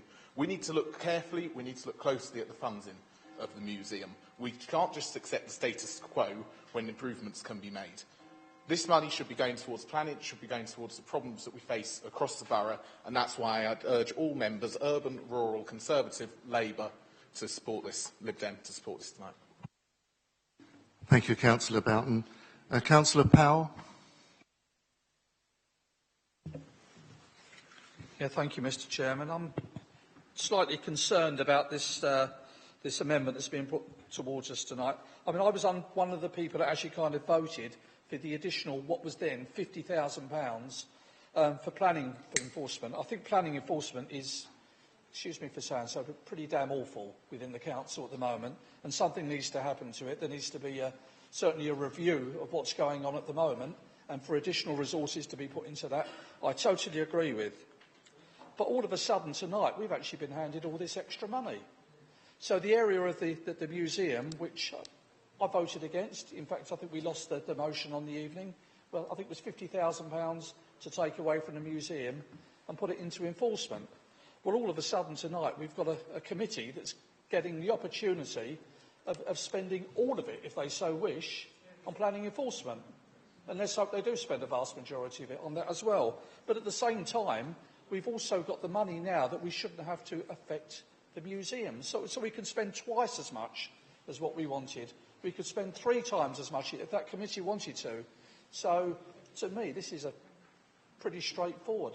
Let the museums stay as they are. Obviously, they've got to do a lot of work, and we want to see where their extra money's coming from, and we want to see them put a lot more extra kind of exhibitions on, as well as the Lego, which was quite successful. Let them do that, and let them stand by their whatever they do. But at the same time, let's put this extra money into enforcement, and also to do that review that this particular department urgently needs. Thank you. Thank you, Councillor Powell. I've still got 10 more people to speak, so I think I'm going to put a hold on this now after those 10 people. So, Councillor Fermor. Thank you, Mr. Mayor. I echo the words of Councillor Cox and English this evening. We all understand the need for good enforcement. I'm in a rural ward. Just on Saturday at my surgery, my residents were talking to me about this, but this is not the way to do it, and I urge members to vote against this amendment. I grew up as a young child in Maidstone. My grandparents and parents didn't have much money. We spent a lot of time in the museum. This instilled in me a sense of place and a sense of purpose of the history and heritage of our town that would be sorely missed if we were to take money away from this. We have talked a lot about mental and physical health in regards to parks and open spaces. This is exactly the same as the purpose for culture and the arts in our town and in our museum. The Museums Association have said the same thing. Museums boost people's quality of life and improve mental and physical health, they say. And why should we care about this? There is an economic argument. Social problems create high costs for society, and it makes a difference if museums play a part in reducing them. We have all spoken a lot about our vision for this town and our vision for the borough. listen to this but from the Museums Association. Museums are rooted in places. They help shape and convey a sense of identity and contribute to local distinctiveness. We are all incredibly proud of our history and our heritage in this borough, and it would be a huge shame if we voted for this amendment this evening. Thank you, Councillor Firma. Councillor Garland. Thank you, Mr Mayor. Members opposite do seem to have an obsession with heritage and culture, and they're all speaking as if the museum's going to fall over, shut, just because we take £50,000 out of it. Absolute nonsense. That museum gets £1.4 million of this council's annual budget. That is a substantial sum of money. It's had a £3 million revamp in the past 5 or 6 years. That museum is one of the best in the county, and taking £50,000 out of it, let's get realistic, it's not going to fall on its backside, it's still going to be there, it's still going to educate people. One of the things where you go into budgets is to reassess your priorities. And quite clearly, as Councillor Bolton said earlier, the public put heritage and culture at a lower level than perhaps planning, than perhaps creating jobs, so on and so forth. In terms of the technicalities around this budget, yes, you can quite easily put another £150,000 into enforcement. It's very sustainable from there. All you're doing is taking £50,000 out of the museum. The museum will still be there, will still do what it does. It's not going to fall over. And you actually put something into an area that I think has been under-resourced for some time. So I think actually doing this, in terms of a budget point of view, is practical and sustainable in the long term. Secondly, it doesn't affect the housing, which is where the contingency is coming from. That's simply replacing a contingency over 2 years rather than 1. And then thirdly, it actually puts money into enforcement, which, given the need for another 10 or 11,000 houses on top of what we've already built, is something that we need to do. This is not just for the rural areas, although I accept there are enforcement issues there. There are also enforcement issues in the urban areas as well. So I think it's incredibly important for all councillors that we have a robust enforcement department. And I think this amendment goes some way, not all the way, which is why we need the planning review, as Councillor Cox says, but goes some way to addressing that issue. And as far as Councillor, the UKIP member, sorry, Councillor Powell says, the £180,000 that we have got as a windfall, admittedly a sustainable windfall into the future, which may increase to 40% if we deliver our housing targets, that should be used for development control. That should be used to ensure that we have the officers in place and further officers to make sure that applications, minor or major, that come to planning committee are robustly dealt with in exactly the same way that they are now, but dealing with higher numbers of applications. So that 180 should not be used for enforcement, that should be used for development control. We now have an opportunity, whether it gets accepted tonight or not, I don't know, but we have an opportunity to go some way to actually mitigating some of the problems that we have faced in enforcement for a number of years. In terms of the finances, it delivers a balanced budget. Thank you, and Councillor make sure Garland. we deliver it sustainably. Councillor Bryce. Thank you, Mr Mayor. I'd just like to echo Councillor Garland's points. We were told at the start of this consultation there were no sacred cows, and indeed as a council we're even going to look at putting up the fee to cremate people. We're going to put up the fee to cremate people, and yet we're ring-fencing museum funding and even increasing funding for it. All we're asking is for more sustainability and to really have a good look at the museum and how it can pay its way and contribute more. Thank you. Councillor Mrs Wilson. Thank you, Mr Mayor. Councillor Garland, I'm going to say two things, if you listen. Yes, with my background, I'm fixated on the museum, but I'm also fixated on enforcement. I think it is an area that we desperately need to sort out, and as quickly as possible. But we are having a review, and we should wait for the review and then allocate resources as required. I'm going to say something now about the museum because I think people are basically misunderstanding the damage that removing this money will do at this time. We have set up a board. precisely to try and do what councillors are so anxious that should happen, which is to get the museum in a state where it can maybe, I'm not saying will, but maybe come to a different governance arrangement, that it should be sustainable into the future. And although Councillor Pickett, as the chairman of Heritage, Culture and Leisure, myself as the leader of the council and two of the relevant officers are on that board, the majority of the members are drawn from outside the council. What will it say to those people if we remove the money at this precise moment in time? Because that money isn't there to expand the museum, it is to sort out some of the issues that actually PNR have voted for this money to go in, not just recently, but last year. And one of the issues is that the funding for the educational side of it, that was there for a period of time from central government, has been removed. And we have to have the educational side of it if we are to keep our accreditation. So everything has come to sort of a head at one time. If I tell you, Councillor Perry said that we need to look for other sources of funding. Councillor Perry, do you seriously think we don't already do that? If I tell you that we have a total of 191k has been secured from external sources and will be used alongside our own 65k of our own investment. Again, if anybody wants me to send you this, I can send you the exact breakdown of that list. You will find on it that there was 1,000 anonymous donation and a 250 anonymous donation, and donations from Garfield Weston, the Museum's Development Fund. All these different places have contributed. What message does it put out if we remove this 50,000 at this precise moment in time? And I would have thought at PNR, when it was so clear that we were in favour of trying to do something about enforcement, but not linked to the museum, that our colleagues opposite would have picked up on the message and come with a more structured arrangement, which we could have supported. Councillor Daly. Thank you, Mr. Mayor. The Arts Council and the Heritage Lottery Fund, people from outside this borough who have nothing to do with this borough know the value of that museum. Otherwise, they would not have invested money into it at the time you were talking about, 5 or 6, 7 years ago now.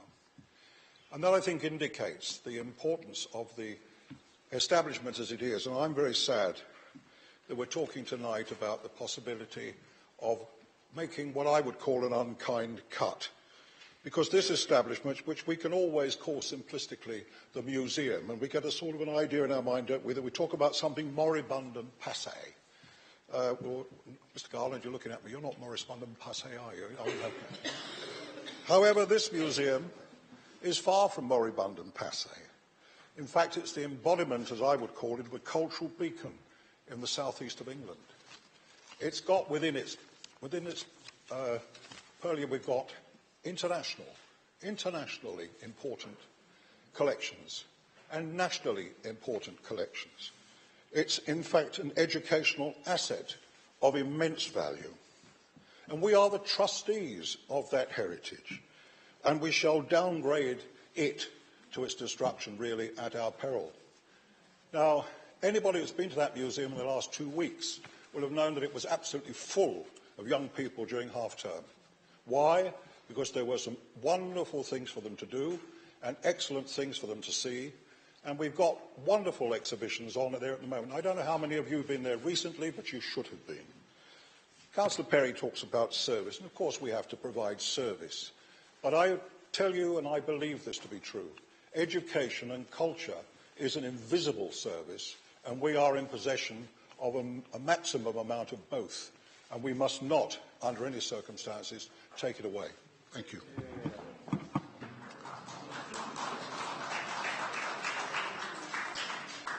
Thank you, Councillor Daly. Councillor Matt Burton. Thank you, Mr. Mayor. Much of what I had originally intended to say has actually already been said by many of my colleagues on this side of the chamber this evening.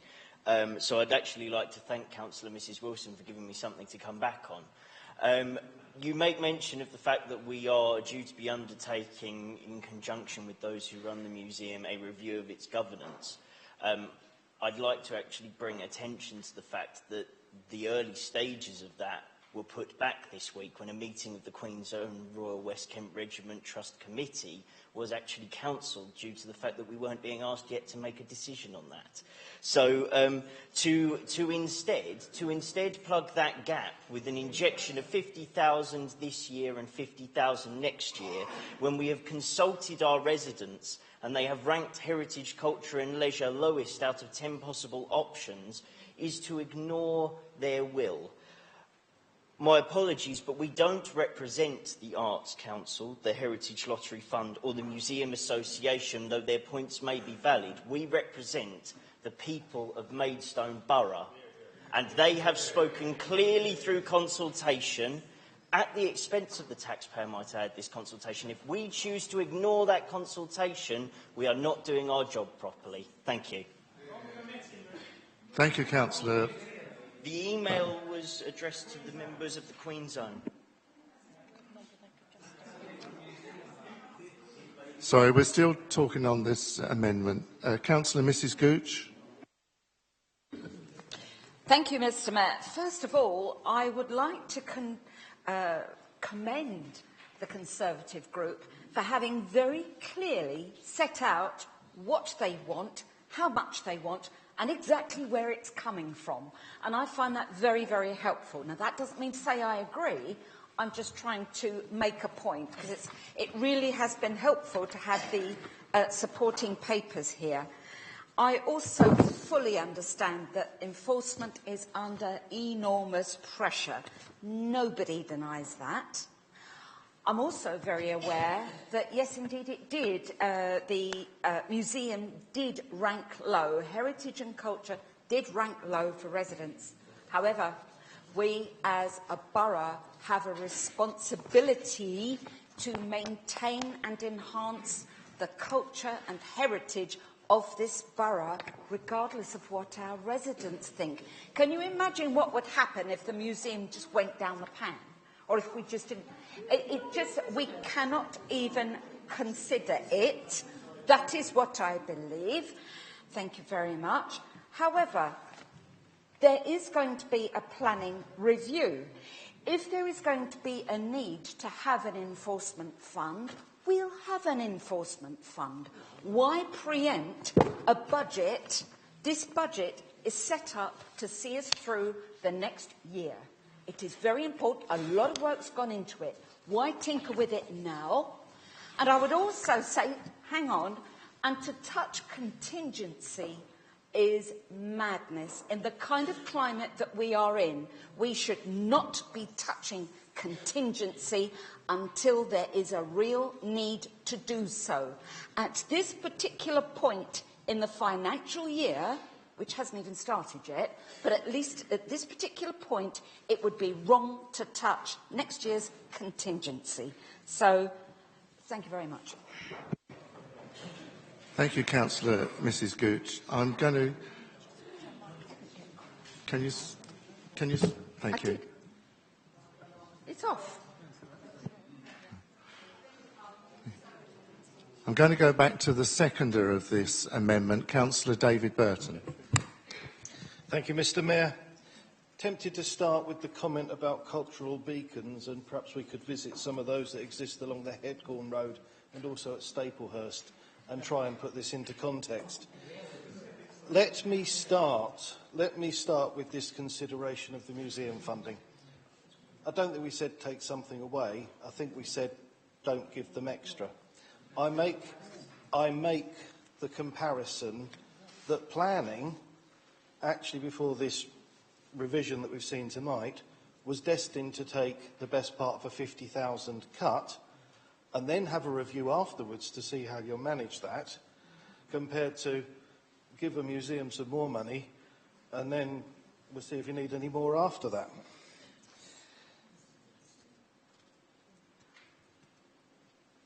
let's just go back to some of the big numbers. It's almost like, and I'm going to say this with the knowledge of the Chairman of Strategic Planning, it's almost like, as far as planning goes tonight, all our birthdays and Christmases have come together. But think of it like this. In the current year, we're faced with the best part, £250,000, £300,000 overspend. Not reckless spend, dealing with essential work, appeals that came, neighbourhood plans to advance, essential work for the local plan. So we were going from the best part of a £300,000 overspend to, guess what, you can save the best part of £50,000 in the current year. That's a 350 swing. So to receive the excellent news tonight that we can raise another 180 and we're allocating 200,000 for local plan, 350, 380, we're almost in a standstill position. There's no birthdays and Christmases here. We're at a break-even position. There's no extra money for enforcement.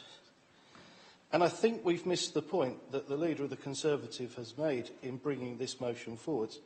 We're not talking about spending it on enforcement. We're talking about having the money to actually escalate action where it's considered necessary. We can enforce, but if you haven't got anything to get out there and do it with, when you come to the crunch, perhaps that's another way of thinking of it as contingency. So we're going to get faced with an enforcement scenario. We'll have no money to do it. We would perhaps need to take something from contingency. So I'm going to look directly at a couple of the members opposite here. So, Chairman's briefing this week. A couple of issues came to the surface. We want to move forward on some 20-mile-per-hour speed limits. Councillor Burton, your 3 minutes is up, sorry. No money. Conservation areas, no money. I have to apologise to Councillor Pickett and Councillor Newton, but as I'd gone back to the seconder of the amendment, I have to now just go back to the proposer to see if she's got anything else that she wishes to say. Thank you very much, Mr Mayor. I think just to wrap this all up, we do support enforcement. Everyone, I think, in this room supports planning enforcement. If we support it, let's put the finance behind it, not give it the words. There's no point in giving it the weasel words. And this is not having a go at the museum at all. It still receives a huge amount of money from us, has the backing, we've got the review, and that review may identify other ways to finance it. Councillor Mrs Wilson has referred to £191,000 that the museum will get this year. My goodness me, that will more than pay for the educational activities. Councillor Daly has referred to it being an international establishment. Well then, why are we legging it up to such a huge amount of money? It shouldn't require it if it has that kind of status. So here we are. We want to back enforcement, we don't want to give it finance. We want a 5-star planning service, but we don't want the windfall to go towards that service. Instead, some are saying, put that windfall for enforcement. Well, I'm sorry, if the planning team can have that money, then let's make sure they have the money and we give our residents the best possible planning service. But backing that up, we need to make sure that we have the planning enforcement tools and the planning enforcement system to, again, back that up and make sure that works. So everyone's in agreement, they just don't want to give the money. Now, even if we take that £50,000 away, as Councillor Garland has said, the museum won't close tomorrow. It's not going to fall over. It will still be there. It will still operate. It will still have people walking through the door. It's still got the board that's raising money for it. That money will make very little difference. But for those people who are blighted by the lack of planning enforcement, that £50,000 could make a huge difference in certain areas. So, are we going to just give the words, or are we going to do words plus money equals action. Now, for me, I don't want to just say the words. I want words plus money equals action. So, members, I leave it with you. Thank you, Mrs Blackmore. We will now move to the recorded vote on this motion.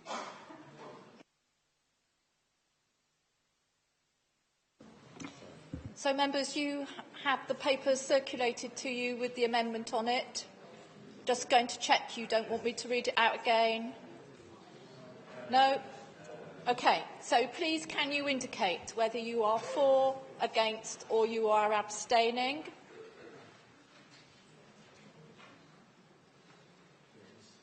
So if we may start with Councillor Atkinson. Barnard? Mrs Blackmore? Borton? Bryce?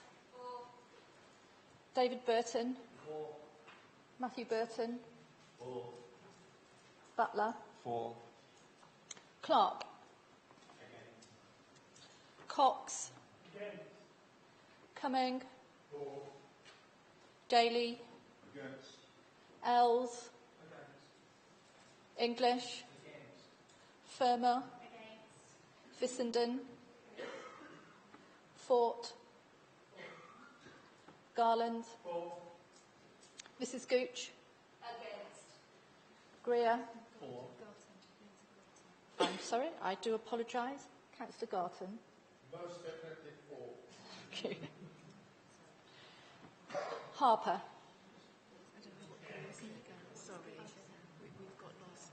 Okay. May I ask, simply for making sure that we've got this recorded correctly, Councillor Gooch, could you repeat your vote? Yeah. Against. And Councillor Greer? For. Thank you. Councillor Harvey? No, we've done Harper. Councillor Harper, I'm not sure we captured your vote. Thank you. Right, are we back on track now?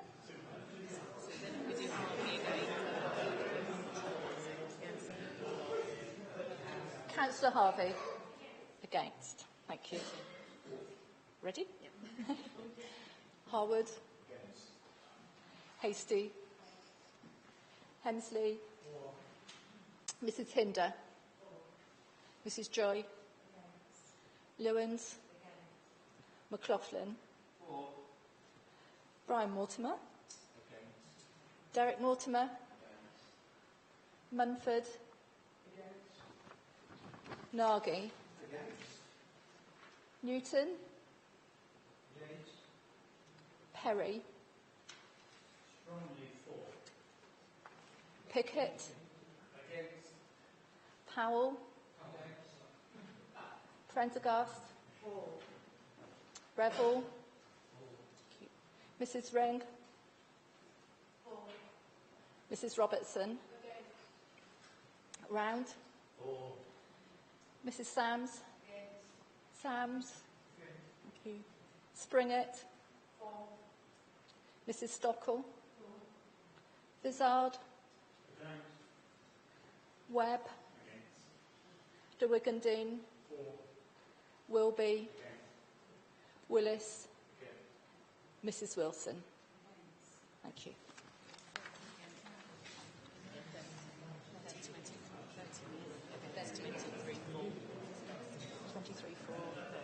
Against. So, members, the total number of votes cast for was 23 and against 30, so the amendment falls. Thank you. Is there any other amendment? Councillor Harper. Yes, I have an amendment which the officers have copies of.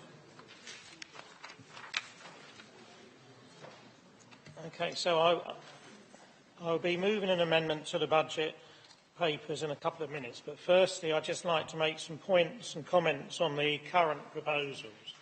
The background to this budget is the awful continuing austerity imposed by the Tory government, which after 7 years... Well, sorry, yeah, it's that bad, isn't it? So after 7 years after 7 years of tightening austerity, is still nowhere near their planned deficit reduction. You only have to look across our country and to other countries to see the impacts of austerity cuts. They achieve nothing except destroying vital public services and inflicting misery on millions. I personally know the Prime Minister, Theresa May, as we were both councillors at Merton from 1986 until she resigned in 1994.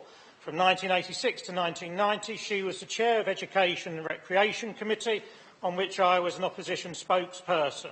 She was dogmatic and did not listen to the views of the community as she pushed through an ill-prepared education reorganisation based on budget cuts. She was also a member of a short-sighted Tory administration which left the council with a £23 million shortfall in its budget when they lost power in 1990. Therefore, I am sure, with her as our Prime Minister, Brexit and austerity will both be harsh and dogmatic, increasing the pain on the vulnerable and making our country and borough poorer communities to live in. Recently, Kent County Council, also Tory-run, turned down the opportunity to use a 3% increase in the council tax to help plug the social care crisis in Kent. They, unlike most Conservative councils and other councils, chose not to adopt the 3% which they were allowed to increase to help social care, but only 2%. Now, unless I and others live in a different county to our Tories on the KCC, social care in Kent is in crisis. And the ability Excuse to me, tackle it was can you left just silent. stop for a minute? There's a point of order been raised, and I wish to find out what point of order you wish to raise. Can you stand up?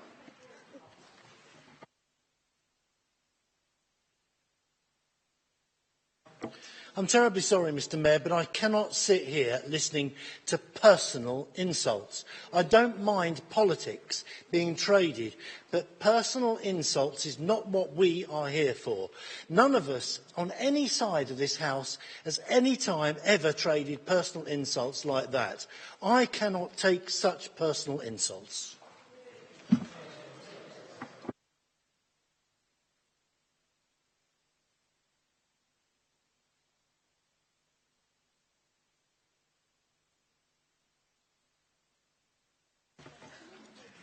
Councillor Harper, can you continue, but can you bring it quite succinct and to the point of the amendment, please? Right, turning to the Maidstone budget before you.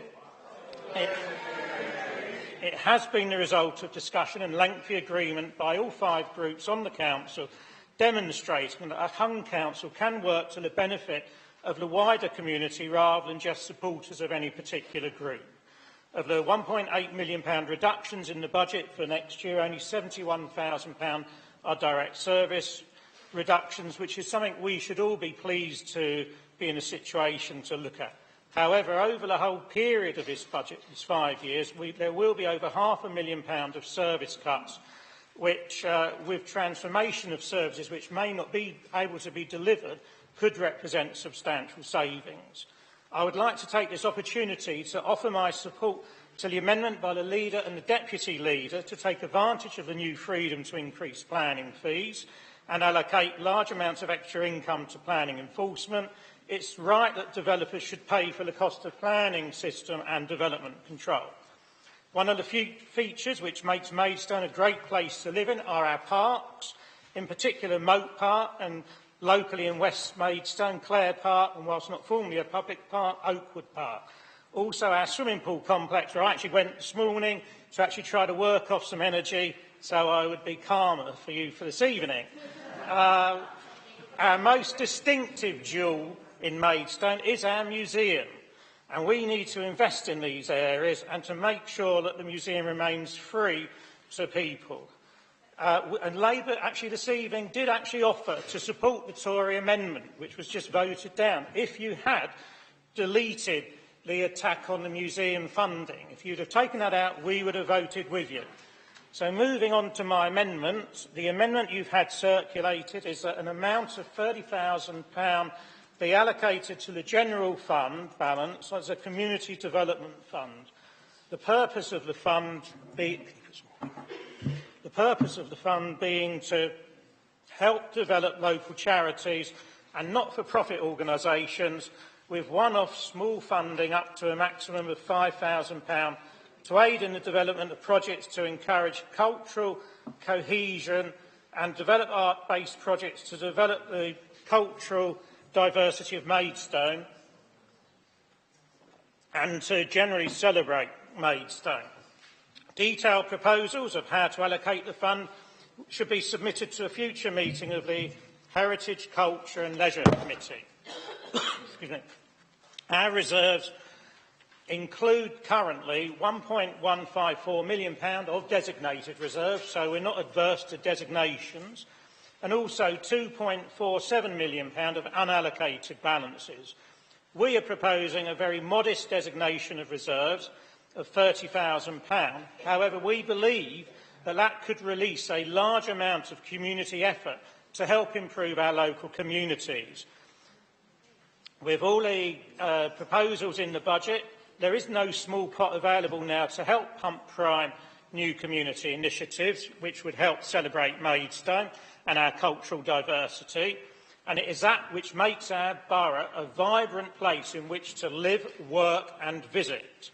We are only proposing this as a one-off, as we would hope that over the next year the Council will be able to identify sustainable sources of funding for a future and further community development fund. Thank you. Is this amendment seconded? Councillor Adams, do you wish to speak now or do you want to reserve your rights? Thank you. I've got Councillor Garland who wishes to speak. Thank you, Mr Mayor. Well, we've heard the diatribe from the member opposite. I won't even grant him with the respect of his title, given what he was saying. I think what he was saying was absolute nonsense, and if you want to get political about it, it was your party that left us in the mess in the first instance that led to the past 6 years. So really, I don't think the Liberal Democrats or the Tories here will take any lectures from you on that. As far as this proposal is concerned, I remember standing up here a year ago exactly, looking at the Labour budget and making a comment on that, and I think I said at the time it was more electorally motivated than anything else. But compared to what has just been produced, that Labour budget from last year was a method in budget financial responsibility compared to what we're being told here. And actually, what this all relates to, I suspect, is the River Festival. He sat on the committee not so long ago at PNR where he said that agreed with the proposal of the PNR committee when a particular petition was put forward to produce an event such as the River Festival, that actually any events that came forward like that shouldn't necessarily be directly funded by the council, but should come through in the events policy of this council. So if he actually agrees with what he agreed only a few months ago, then actually his budget proposal looks even more ridiculous than in the manner in which he presented it. So if he actually wants to produce anything to celebrate diversity, to celebrate Maidstone, because that's been the focus of his amendment, then he should do exactly what he told the River Festival Committee and actually comply with the policies of this council in relation to events of that nature. So on that basis, let alone the rhetoric we've heard earlier, and I'm quite good at rhetoric, but let alone the rhetoric we've heard earlier, I think this budget is not even worth debating and actually should be voted down immediately. Councillor English. Regardless of whether Councillor Harper was being political or not, the barracking and rude behaviour of the Conservative group in refusing to let him speak properly was shameful and reprehensible. You don't make a wrong right by adding another wrong. Now let's turn to this amendment. I think the proposal has heart. It's well meant. There certainly are organisations within Maidstone, many of them, which will benefit from such a proposal. Having said that, I think it's premature. I think there is one thing lacking from this proposal. I would be inconsistent with what I said earlier, very, very inconsistent in terms of treating amendments if I did not observe that the problem with this amendment is actually slightly similar to the previous, well, more than slightly similar to the previous one. The issue with charity funding and community funding is not a one-year issue. It's not an issue that will be solved by a one-year injection of cash from an earmarked reserve. It requires sustainable funding going forward from year to year. And actually, a lot of the problem for charities in Maidstone is not the pump priming, although there is a need for that. It's actually what you do in year 4 and 5 after your initial grant has run out. So I think this is well meant, and it is flagging up an issue we do need to address. The difficulty I have with actually voting for it tonight is that it hasn't identified a sustainable funding source. However, that does not mean that going forward in the future it should not be progressed. I think more work on this is needed, and I hope that it will come back for future consideration, because I believe we could identify sustainable funding going forward. But as it has not at this time, it would be rash to support it. Councillor Garland, I look forward to the Conservative group making you their culture spokesman. It will be very entertaining. Thank you, Councillor English. Councillor Revel. Thank you, Mr. Mayor. We can never, ever compete with the Labour Party for spending money. Nor should we. As my grandmother would say, money does not grow on trees. Money comes from our residents, the residents who pay the taxes that we spend. So if Councillor Harper wonders why the Labour Party is in trouble, ask the workers who pay the taxes. Thank you, Councillor Revel. Councillor Powell.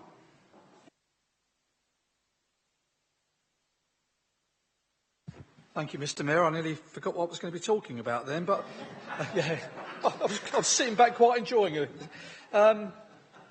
Councillor Harper, thanks ever so much for adding the humour tonight. That's wonderful. This is what this is all about. I don't know about you, I thoroughly enjoyed it. Everybody was getting upset, but no, thank you. Yeah, it was great. Yeah. I know exactly where you're coming from. It's £30,000, which has been a reduction in the charities payment. I don't think anybody within this room would actually want to see any charities that help people in any shape or form at all. But there were decisions that had to be made. It would also be good for one or two of those charities to actually start looking at different ways in which they can raise money themselves. Indeed, as this council's doing, they're looking at a lottery. I'm not predetermining anything there, but let's hope that goes in the right direction. And I think something else was also mentioned, that there could be money available if we collect slightly more than what we're budgeting to do at the moment. And at the same time, let's put that proposal on the table and try and grab some of that money at the time. But I think there's lots of options. I don't think anybody's turning down and saying, no, we're definitely not kind of doing anything at all, and I'm against them or whatever. That is irrelevant, because everybody in this council is extremely caring, they're extremely understanding, they've got an absolutely wonderful sense of humour, as I've seen here tonight, and thank you ever so much for giving us that opportunity to smile. Thank you. Thank you, Councillor Powell. Councillor Mrs Blackmore. Sorry, Mr Mayor, you caught me napping. I seemed to be way down the list. Councillor English, we always love listening to you speak because you entertain us superbly. But I find it slightly objectionable when you're actually having a go at the Conservative group, who actually are extremely respectful. They don't talk over one another, which I have to say you have been known to do time and time again, but I will say no more. Councillor Harper, as Conservatives, we like to listen to sense, not nonsense. So I think the principle of your community fund is excellent, but I'm going to do a words plus no funds equals no action. So although I support it, I don't support the money to this, because I do feel, as Councillor Powell does, there's an awful lot of organisations who could assist themselves by raising more money. In addition, I still think that this particular amount of money, 30,000, applies to something in particular, and I can't quite work it out. Is it the River Festival? Is it the Mela? Is it something else? I feel it's a smokescreen. And if you'd actually come clean and say, it's for this, this and this, it would give me greater comfort. But it could be used for developing arts-based projects. Well, we were talking about educational stuff down at the museum. So maybe this fund should be for that project. I don't know, I'm confused. So thank you for this little piece of nonsense tonight. It's been entertaining, but I'm sorry, Councillor Harper, on this occasion I cannot support it. Thank you, Councillor. Mrs Blackmore. Councillor David Burton. Thank you, Mr Mayor. I'm going to keep this really short. I can't support this because it's clearly unsustainable and it's incredibly vague as to what it's actually going to be used for anyway. But before I close, I do appreciate your offer of support earlier, but I can't help but observe, Councillor Harper, if you'd thrown the entire weight of the Maidstone Council Labour Party behind us, it would not have made a jot of difference to the numbers. Councillor David Nagy. Thank you, Mr Mayor. I'd just like to confirm that this has nothing to do with Maidstone River Festival. It's basically a good idea, but really you can't just put 30 grand aside and wonder where it's going to be spent in the following year. I think that's where it lets itself down. Sorry. Thank you.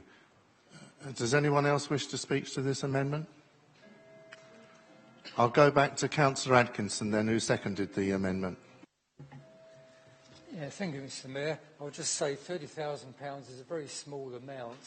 We haven't actually specified who's to be the beneficiary of this, but we could make inquiries of local charities and see if any of them actually want this money and then give it to them. We should be caring for our community. They're not getting the money they used to because of austerity, so charities aren't receiving the money that they've always received in the past. So I think we should go along with this amendment and then put out to tender almost to local charities to see which ones we think are the most deserving. So can I ask that we agree with this amendment so that we can then support local communities? Thank you very much. Thank you, Councillor Atkinson. Councillor Harper. I suspect we are going to find there's only 2 votes in favour of this in a bit, but anyway, that's life. So, we are where we are. We weren't thinking particularly in terms of the Mela or the River Festival, just so to clarify those 2 points. I've experienced elsewhere and also in Kent of how community development funds can actually help push and develop communities which otherwise you wouldn't see that happening. Arts, for instance, is a really good way to actually encourage people, involve people. There's lots of areas of, in dementia, it's being shown now, for instance, where, people, through involvement in arts, it can really make a difference to their lives. And there are lots of opportunities and organisations which won't have public funding at the moment, which potentially could benefit from something like this. I would hope if you do vote this down that you will give serious consideration in the next few months to establishing a Maidstone Borough Lottery. We've had the briefing for that from Wycombe Borough Council not that long ago, and that would be an alternative way of effectively establishing this type of fund. However, we move this proposal tonight because even if we agree to go with a borough lottery, that won't be up and running probably for a year or so, and this would have filled in the gap in between. Thank you, Councillor Harper. So we now move to, again, a named vote. Thank you, members. Again, you have the papers in front of you, and if I could ask you to say whether you are voting for, against or abstaining. If we could start with Councillor Atkinson. Barnard. Mrs Blackmore. Borton. Bryce. David Burton. Matthew Burton. Butler. Against. Clark. Cox. Cumming. Daly, Ells, English, Firmer, Fissenden, Fort,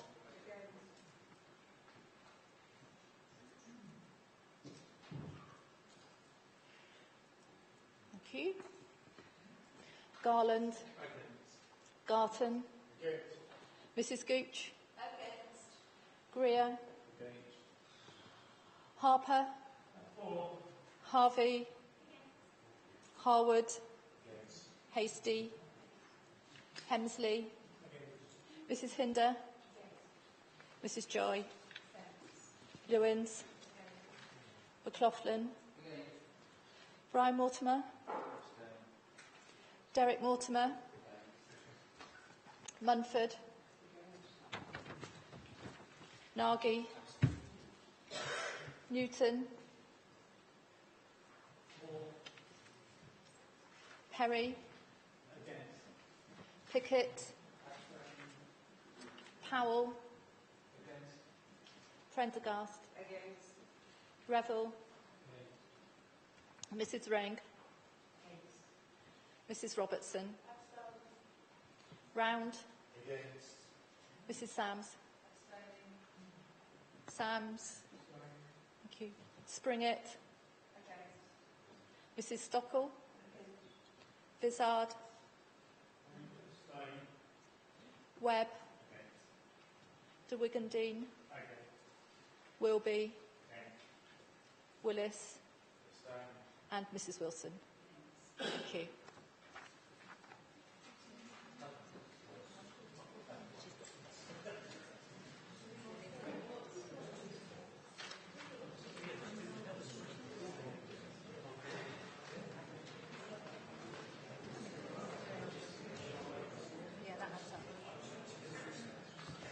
Okay, so just to summarise, the outcome is 3 votes for, 41 against and 9 abstentions, so the amendment falls. Members, have we got any other amendments?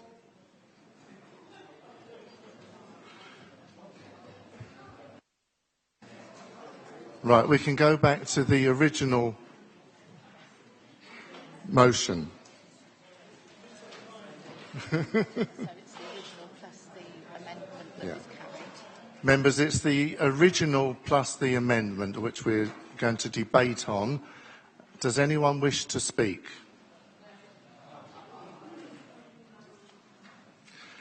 Well, I'll call upon Mrs Gooch then, who seconded the original motion plus the amendment. I would if I could find the paperwork, Mr Mayor, as I'm covered in it. But I would like to move the motion to accept the budget as amended. Thank you. Thank you, Mrs Gooch. Mrs Wilson?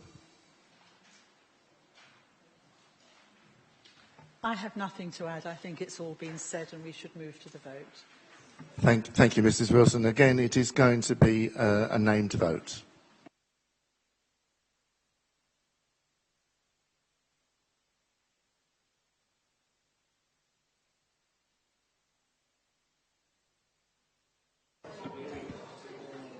Members, can I assume you don't want to be reminded of the composite? Good. No? So, again, if I may ask you to tell me whether you're voting for, against or abstaining. Councillor Atkinson. Barnard.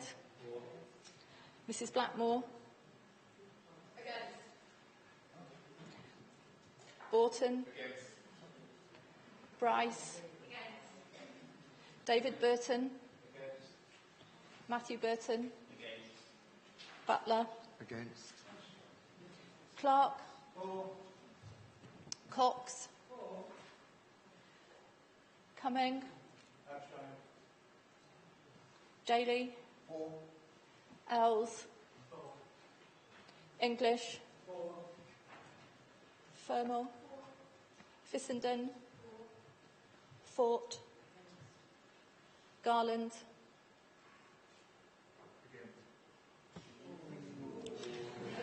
Garton. Mrs Gooch? Mrs Gooch? Okay. Greer? Against.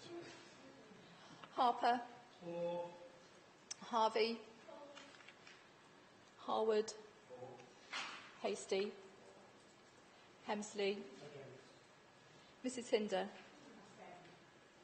Mrs Joy? Ewens? McLaughlin?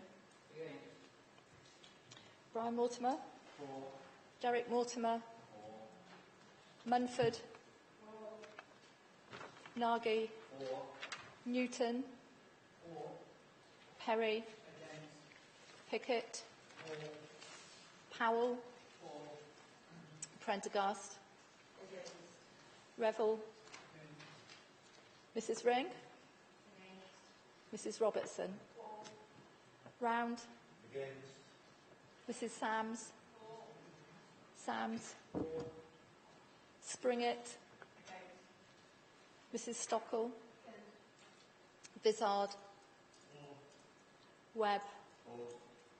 De Wigandine? Wilby? Willis? And Mrs Wilson. Thank you.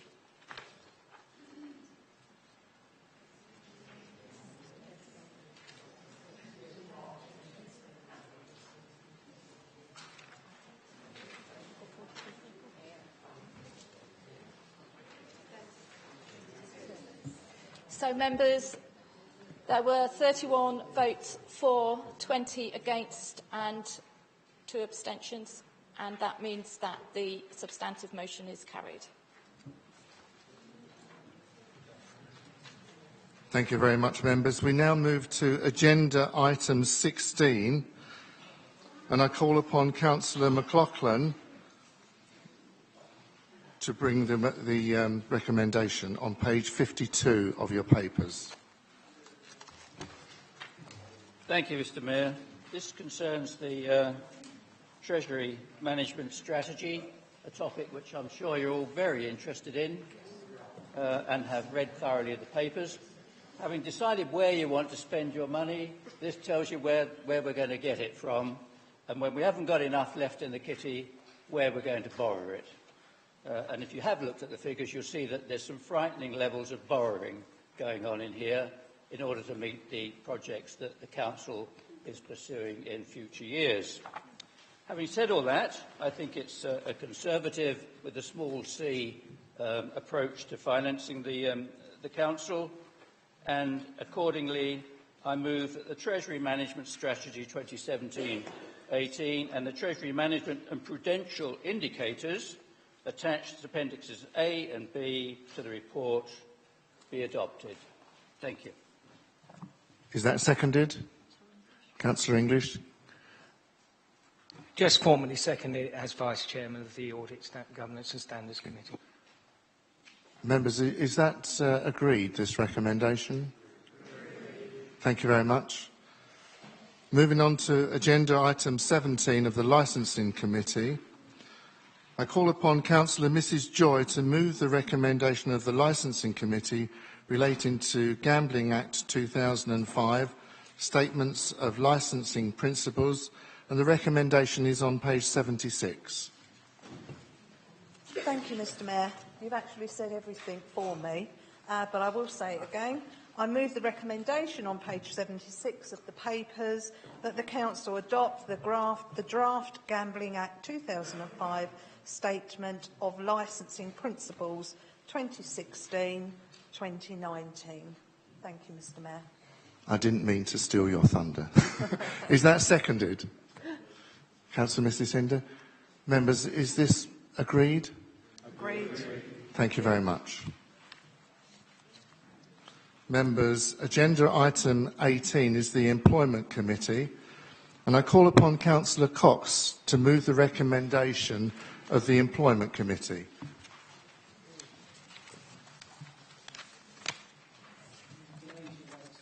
Oh, sorry. Cut off mid-prime. Right, thank you very much, Mr Mayor. This is the Employment Committee. It was held on the 1st of February 2017. I recommend and I move that the Council agree the proposed pay policy statement as attached at Appendix B for the publication on the Council's website after the 31st of March 2017. Is that seconded? Councillor Fissenden? Members, can this be agreed as well? Thank you very much. Agenda item 19 is the oral report of the Communities, Housing and Environment Committee held on the 22nd of February 2017. I've been told that there's no report in this case. Agenda item 20 is the notice of motion, and I call upon Councillor Harper to move this motion relating to the integrated transport and cycling walking strategies. Thank you, Mr. Mayor. In moving this, I want to make an amendment straight away to the recommendation 1 as printed on the original budget papers. I think you've got copies of the amendment on the pink paper. It's just to correct a matter of factual accuracy. So we want to replace the objection to the consultation by this council expresses its great concern to Arriva about the reduction to bus services in urban and rural parts of the borough because of the adverse impact that this will have for the public. Okay, so I'm changing the recommendation in respect of that. Now, following on from what Councillor Power said, I hope I can continue to provide entertainment for people for tonight and for into the future, but we shall see. Labour welcomes the fact that this council has adopted an integrated transport strategy and walking and cycling strategies, which are at the heart of our aim as a council to create modal shift away from cars towards sustainable buses, trains, cycling and walking as a way of making our borough better, as we discussed in answer to the earlier question. However, I was, and I'm sure most councillors, or probably all councillors here, were quite devastated to read of Arriva's plans to change and reduce bus services across the borough. In my own ward of Fant, the proposals are to reduce a half-hourly service along Upper Fant Road, accessing Sheckway in one direction and the hospital in the other, by an off-peak only 70-minute frequency service. Well, I ask you, if the bus only runs every 70 minutes, that's almost a kiss of death because it's never going to be it's not on a regular interval. And luckily, though, our own local Maidstone new venture has taken a more enlightened attitude and is planning to launch an hourly off-peak service along Upper Fant Road, serving the area which Arriva is about to axe. Their decision of Arriva to reduce buses in the borough will not assist at all in our planned modal shift, but if anything, will actually have the opposite effect and encourage people indirectly probably to use cars more than in the past. Keith's going to say more, or Councillor Atkinson will say more about buses later on. I'd like to now talk surprisingly about walking and cycling. As chair of the Maidstone Cycle Campaign Forum, I note with pleasure that the Council has adopted most of our proposals in the walking and cycling strategy. This is really welcomed, as when implemented, they will provide the core of a much safer infrastructure for people to cycle in the borough. We need now to work with Kent County Council as the Highways Authority to look at, amongst other things, how priority crossings at major junctions can be given to give priority to cyclists and pedestrians. The Cycle Forum has already started this with discussions with KCC on the gyratory, which, as it is now, whilst it's made it better for cars, has virtually cut off West Maidstone, where I live and represent, from the rest of the town. As the subways were filled in and the pedestrian crossing, which is still unfinished down there, is going to be inherently pedestrian unfriendly when it's finished. We need to avoid these mistakes happening in the future.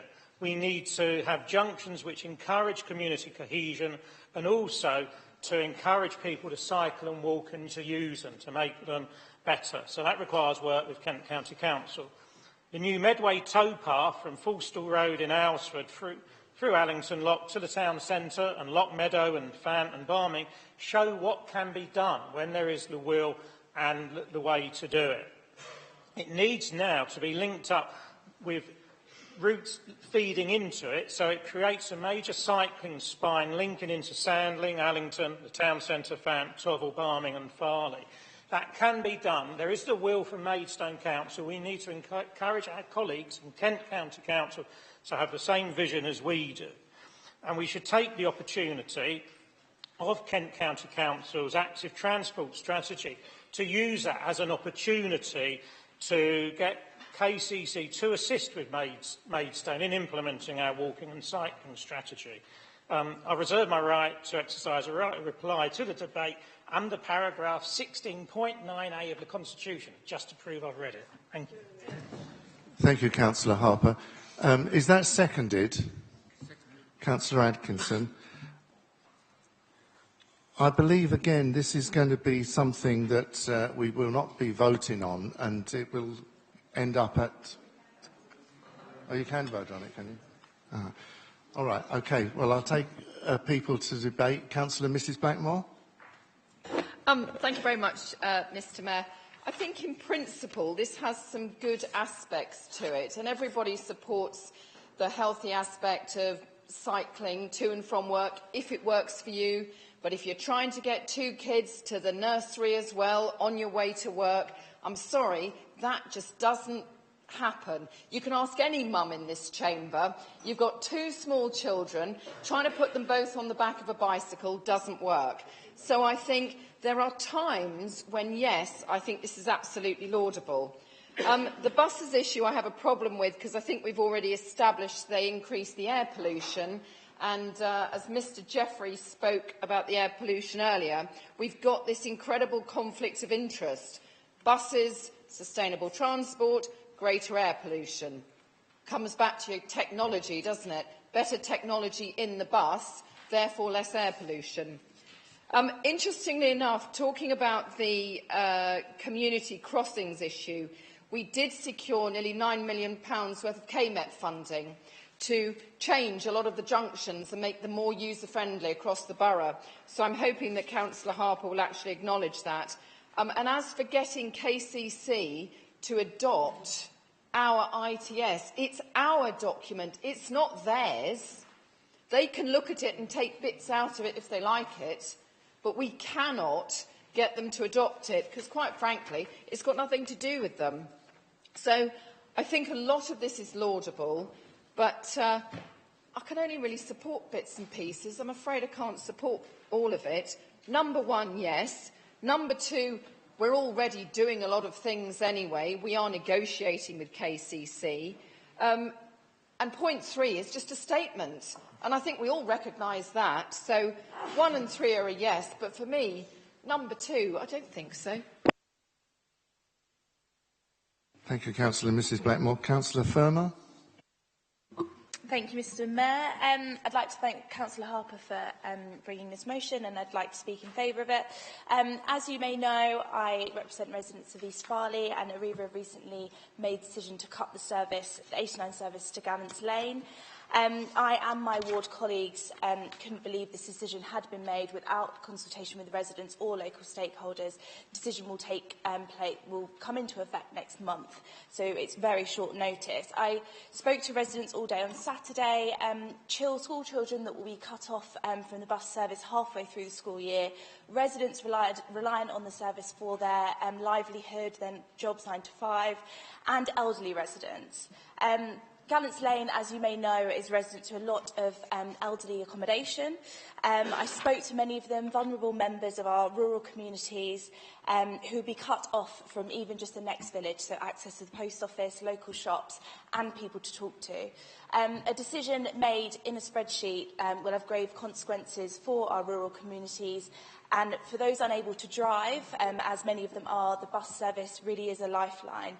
I hope you will vote in favour of this motion and send a message to the vulnerable elderly residents in our rural communities that we haven't forgotten about them, like some others clearly have. Thank you very much, Councillor Firma. Councillor Bryce. Thank you, Mr Mayor.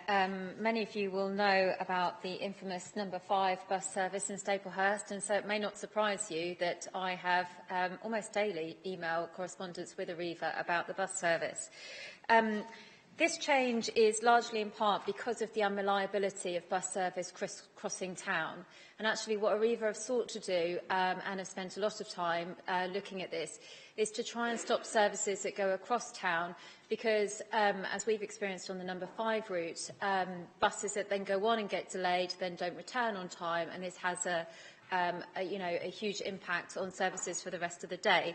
So this is what I believe they're trying to achieve, and obviously none of us want to see some of these services being cut. And I would support members who feel that there is an unfair cut being undertaken. But actually, a lot of what's going on with Arriva is actually really good news. I remember Councillor Harwood and I sitting on Planning Committee looking at the Sutton Road development, looking at whether or not specifically a service for the number 12 could be increased in frequency to offset any potential car movements from that development and move any commuters down to Headcorn and not put additional car parking strain on that village, which is already very congested. So there is actually quite a lot of good news in here. On the number 5 route, for example, that bus that's being cut, there's 8 children on that bus at the moment, and Arriva have assured us that there is space for them on the other bus services. So actually there's quite a lot of nuanced detail in here, and I welcome that Councillor Harper has amended his motion, because actually I think there's actually an awful lot of good news there and a lot of rationale for what they're trying to do. In terms of, blanket statements saying we support walking and cycling, well, I invite Councillor Harper to cycle up Linton Hill from Staplehurst. This does not represent all of the borough, and so I would be wary of such a blanket statement. What I would like to see, in more specific terms, is some serious attention paid to unsafe crossings. We have a very major crossing through the heart of our village with more housing being planned for the side of the village which will utilise this crossing, and I must get nearly daily reports of children nearly being mown down on those pavements. Some action absolutely needs to be taken to protect our residents. Thank you. Thank you, Councillor Mrs Bryce. Councillor Garton. Councillor Harper, may I take the opportunity to invite you to my residents of Stockbury and Otterden to promote your walking and cycling strategy out there. However, I've got great concerns with your motion tonight, in that it effectively binds all MBC members on the JTB and may even put us at odds with our colleagues at KCC. Passing this motion is a bit akin to telling the Prime Minister how to negotiate in Europe. Good relations with KCC in the long term are important to me as a member of the JTB, because I'm looking at the future, I'm looking at the need of the Leeds-Langley Relief Road, and that is very much at my mind when I try to work with a good relationship and try to be as open-minded as possible as a member of the JTB. Thank you, Councillor Garton. Councillor Mrs Wilson.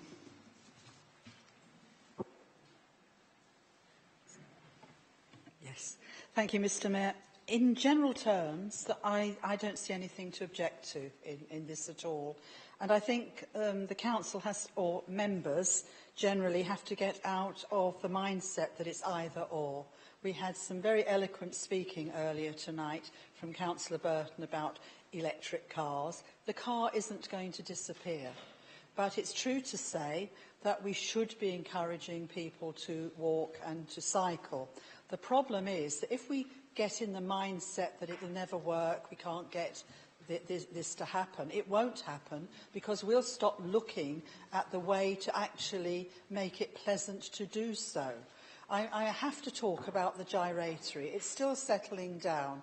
But I was at meetings earlier, as were other councillors, where we actually discussed that the gyratory seemed to be planned in terms of the motor car only, and not enough was being done when it was being designed for the pedestrian and for the cyclist, and we were also talking about the green infrastructure.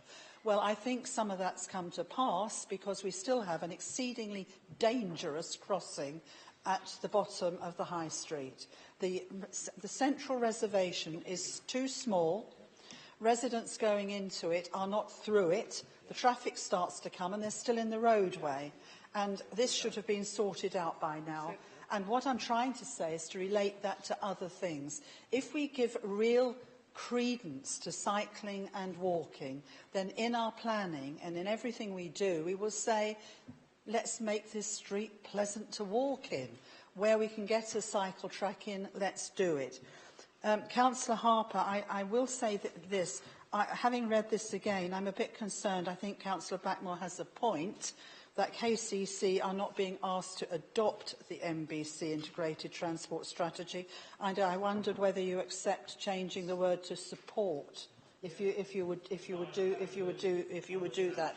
And I've got 53 seconds left, and I just wanted to say that I think Arriva would be quite upset with the statement which appeared to imply that all buses pollute. They have spent a small fortune recently on their new bus stock that are dual fuel, or whatever they call it, that has significantly reduced the pollution from the buses.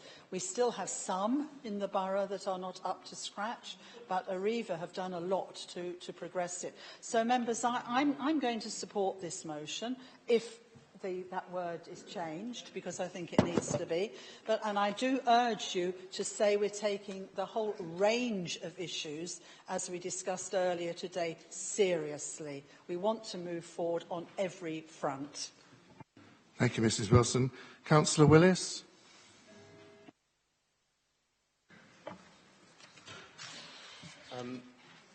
I would like to commend the body of this motion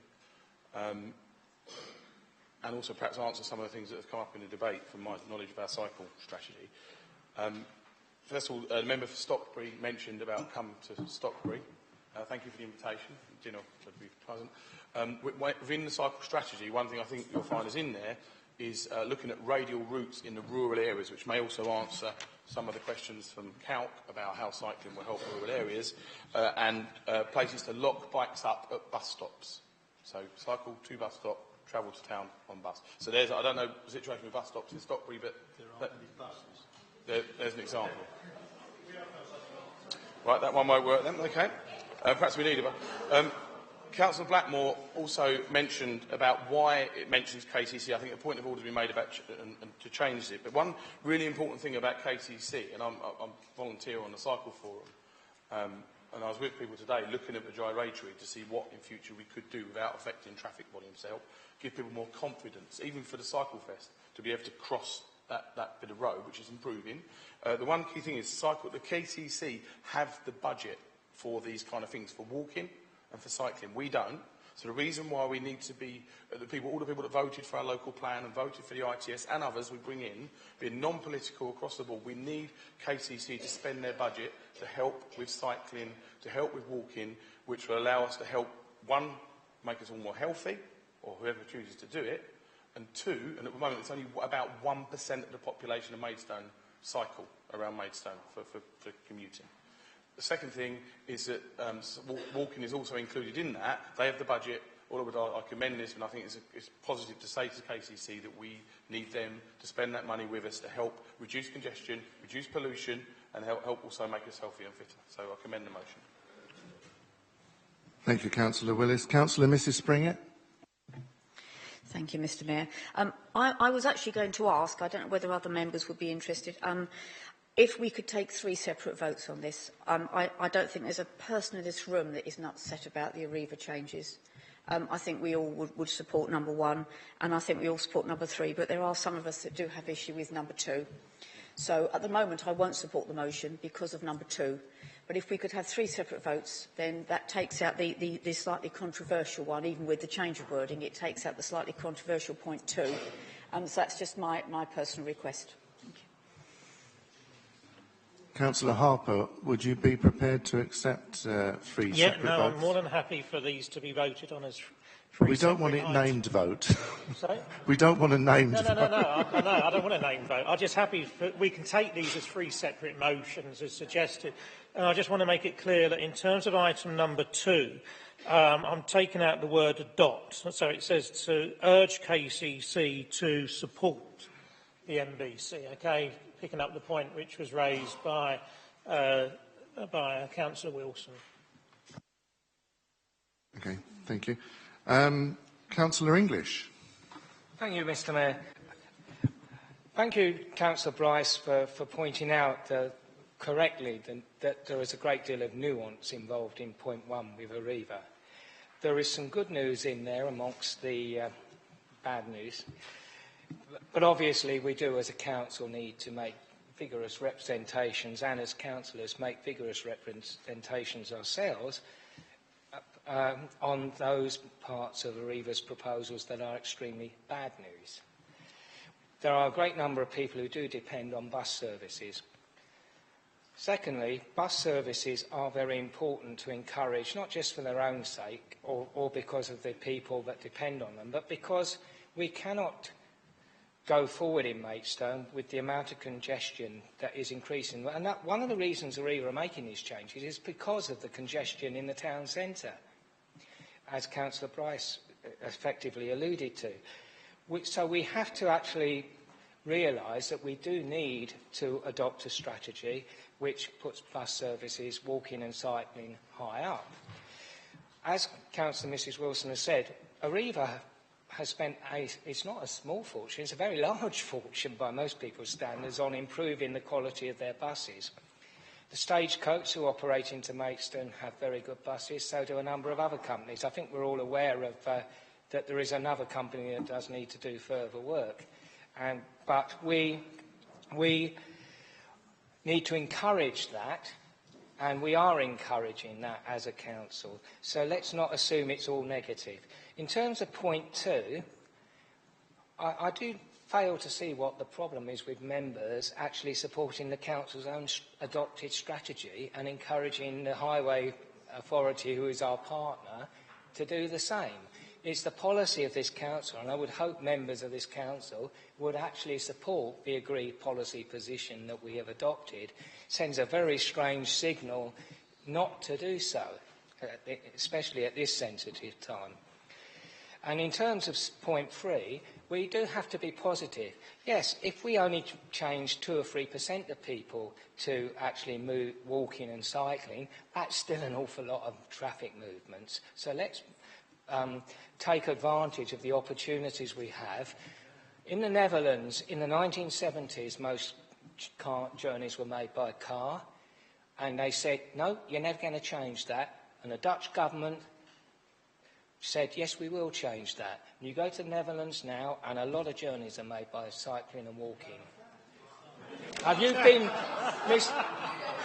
have you been to Limburg province in the Netherlands, which is not flat, and actually seen the journeys there? But the fact of the matter is, you have to try. Thank you, Councillor English. Thank you. Or you will never achieve. Councillor Mrs Ring.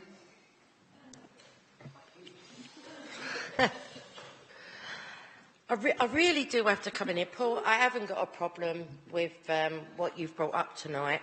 And I've heard lots about how to ride a bike and how to walk and how to do a lot of things. I spend in my world, in my residence, who I do listen to, where getting old is making them to start feel guilty. They're told they're sick of this. They're going to do this. They've got Alzheimer's. They've got this, they've got that. I'm sorry, mate. They are never going to ride a bike. So please, stop treating people. I'm old enough to make a choice. I'm not now because I'm ill, so I'm going on that statistic. But all I'm saying is people are educated enough to know if they wish to ride a bike, whether they wish to walk, whatever. So let's not just keep sitting here politically saying bat and ball. As for buses, I'm going back to what Councillor Annabel Bratmore said. I also live in wards where, when they've got to go to the hospital now, they've got to get off in the town. I'm living in wards where they are the lowest people that don't make maternity services at Maidstone Hospital because of not being able to afford the fare. Secondly, not being able to take 1 child, 3 child, 6 children. Have you tried getting off in the middle of the town or under there with all the pollution that we're so excited about? So all I'm saying is, stop being political. If I wish to ride a bike, I could. If we're going to keep giving money to bus companies that Arriva can afford, who put new buses all over London, I go once a week to Kings in London, I know. So all I'm saying is treat us sensible, don't make people feel guilty because they might not be able to walk very far or get on a bus. Thank you. Thank you, Councillor. Mrs Ring. Councillor Clark.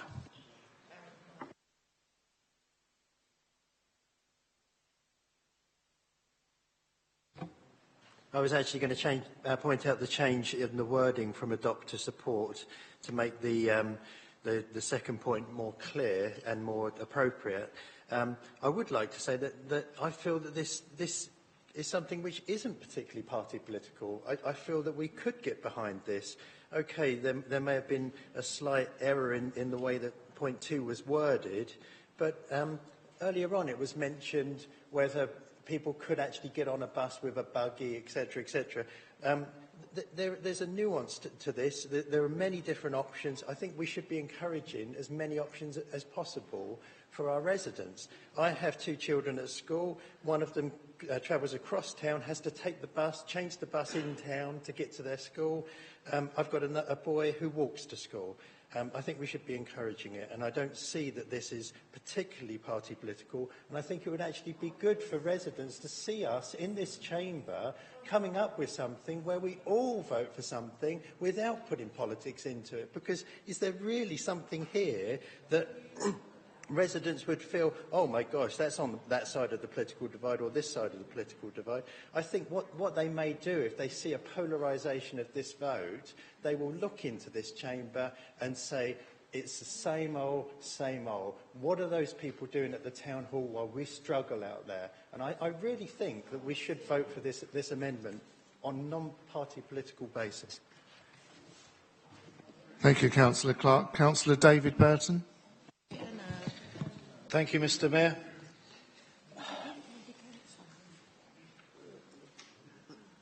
This motion is almost the blindingly obvious.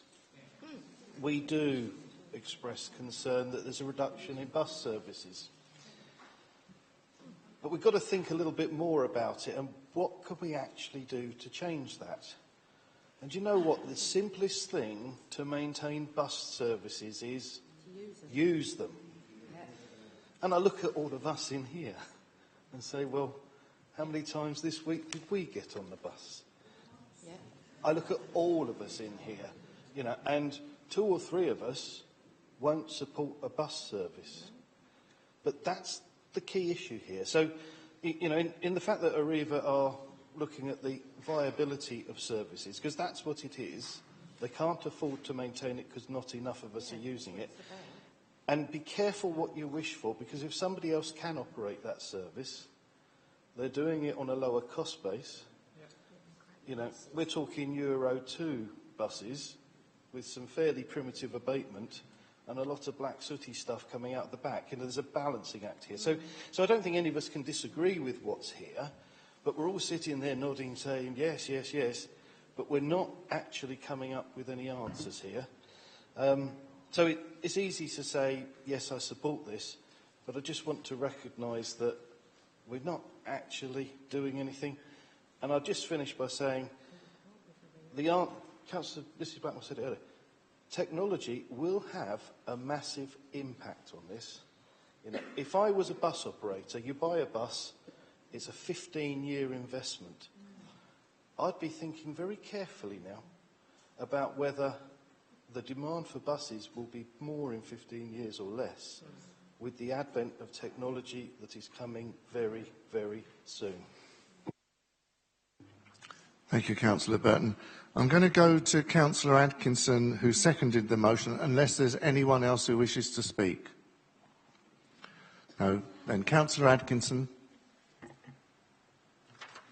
Thank you, Mr Mayor.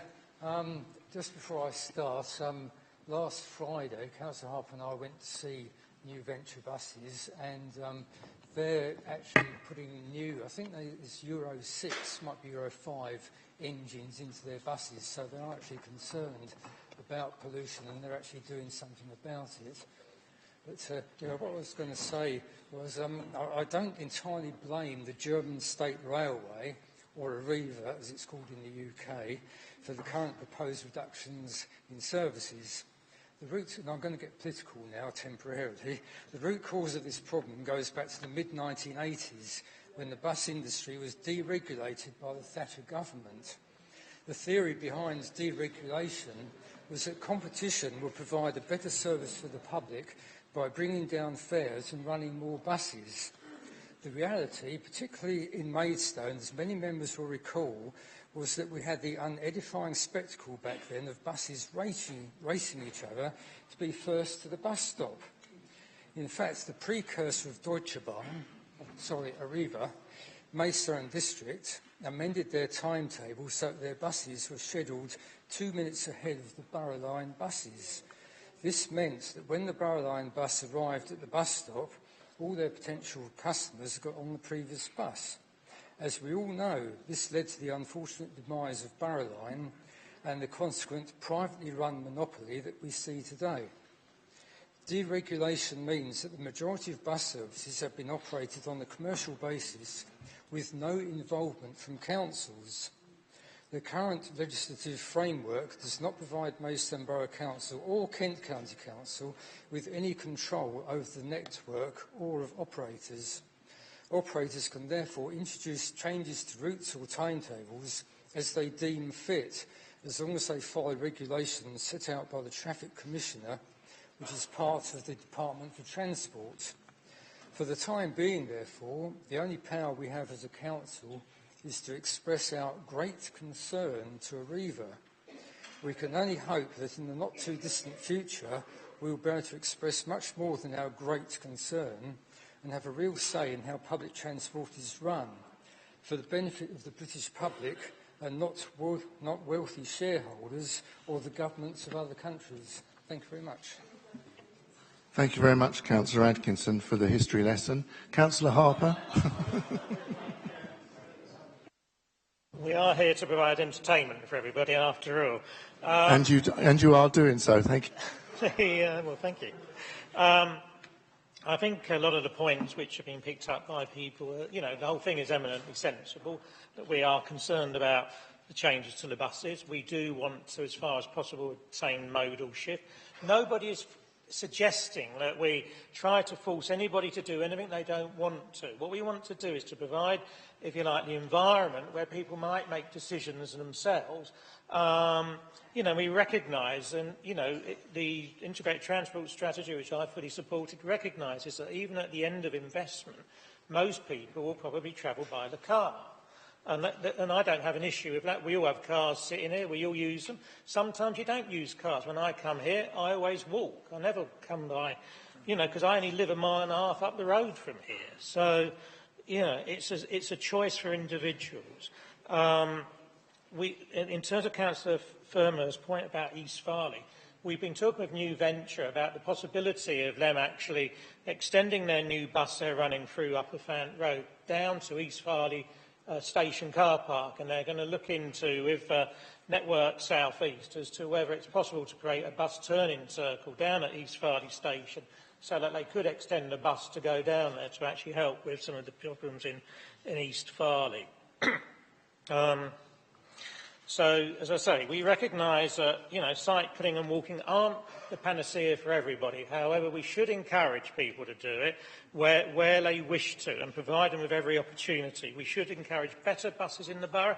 Keith pointed out about the problem of deregulation. Contrast Maidstone and Kent and the country to London, where they do have regulated buses, or an area I know very well, Northern Ireland, where public transport is fully integrated. It is owned by the Northern Ireland government. The trains and the buses are scheduled to run in conjunction with one another. Through ticketing from both has always been available. And they are getting massive modal shift in Northern Ireland off the cars and onto public transport. It can be done.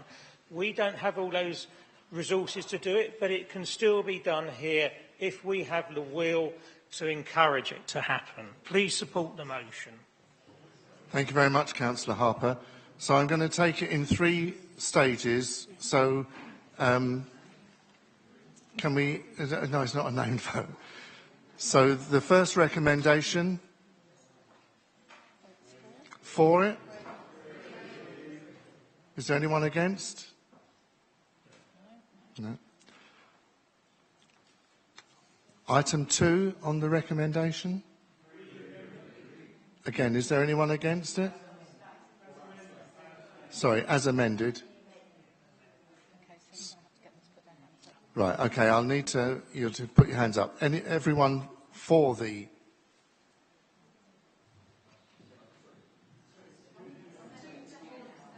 Number 2, yeah.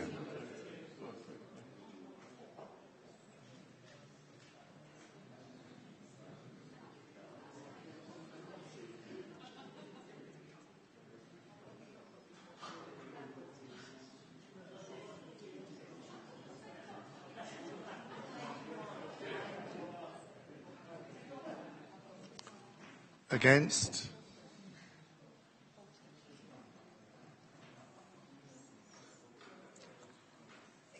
Any abstentions? Right, that's carried as well. And then the third recommendation. Agreed. Any?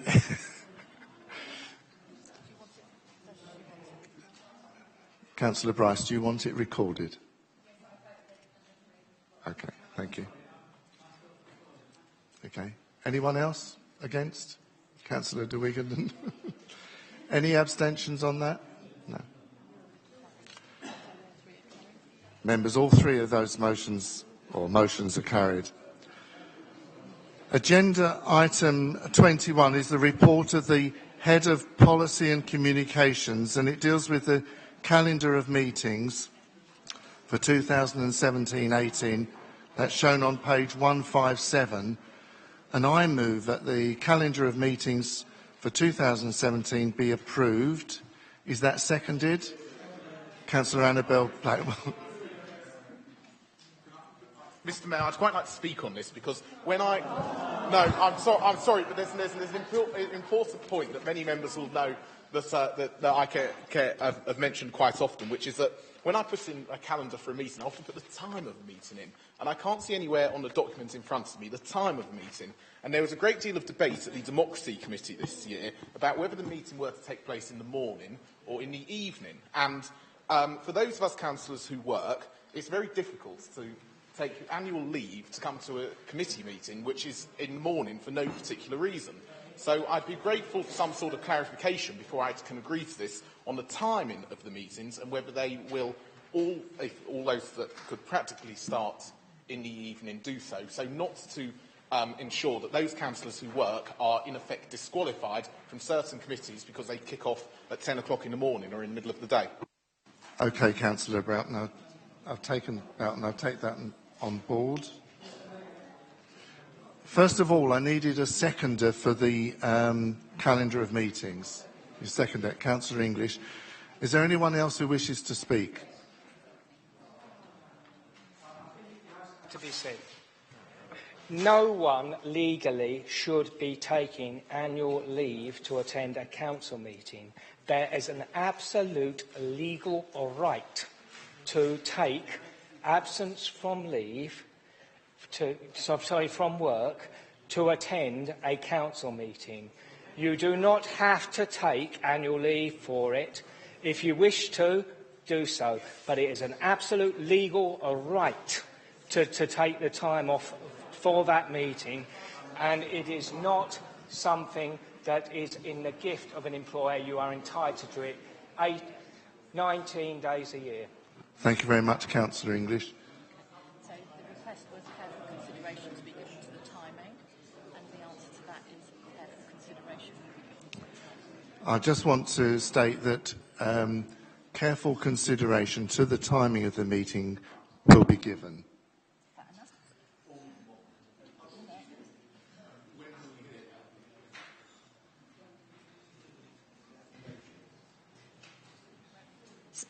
So our normal practice for the majority of the committees is to meet in the evening. There are occasions, for example, the Council's AGM, which is held during the course of the day. Similarly, the Employment Committee, and certainly until recently that applied to the Democracy Committee as well. If there is a general will that all committees should take place in the evening, then we can consider that. But I'd just suggest that the volume of work, for example, around licensing during the day, it's probably more important that we continue with those current arrangements. I take your point. I don't think that timing is normally on a calendar. But if you have a particular committee in mind, maybe we could have that discussion offline. Councillor Willis, I believe you wish to say something. Just really quickly. Can you stand up, sir? Just really quickly in relation to timing of meetings and calendars, whilst we're all here together, I'm going to send an email out next week asking that we have a standard where we're giving a time period, perhaps 2 weeks' notice, of meetings or training sessions in the evening, because I am not fully planning trained, and a month notice if it's during the day because of taking time off work or however Clive describes it. I'm not fully planning trained now because planning train was arranged at 3 weeks' notice and I couldn't take the time off. I just wanted to make that as a passing comment. I'll send the email. I'd ask people to support it or make changes to the Head of Democratic Services. Thanks. Yeah, thank you, Councillor Willis. We will note all of that. Was there anyone else who wished to speak? Councillor Mrs Price? Sorry to delay things. It's a really small point of order, Mr Mayor, for consideration. I remember sitting at the Policy and Resources Committee meeting on what's scheduled for the 23rd of May this year.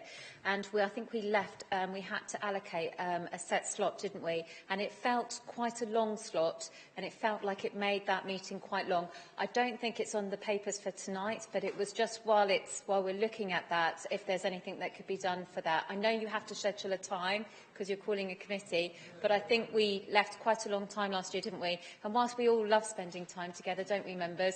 I think a few of us commented, could we look at it slightly differently this year? Right, Councillor Bryce, I believe we're going to try and be a little bit more flexible on that. Councillor Cox?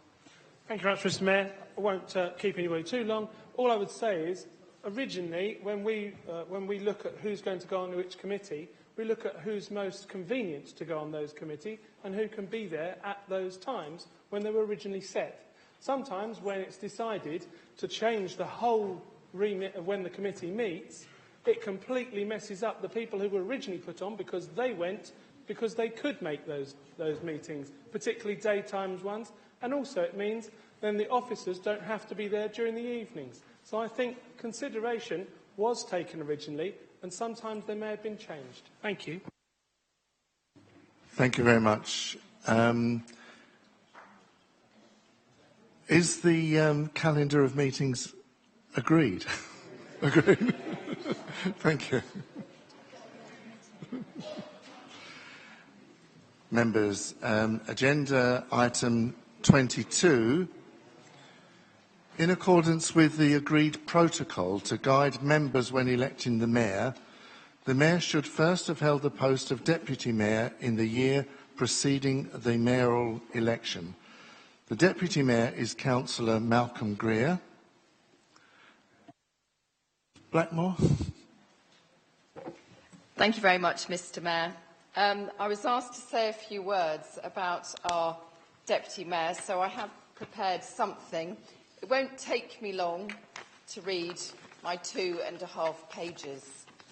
But as it's 10:15 on a Wednesday evening and we've all had enough, I'd just like to say, Councillor Greer and Mrs Greer, you have been a wonderful Deputy Mayor and Deputy Mayoress. Polite, punctual, just completely lovable. So we would deeply like you to become Mayor next year. And for that reason, I would like to move that Councillor Malcolm Greer be appointed as Mayor-Select for the municipal year 2017-2018. I so move.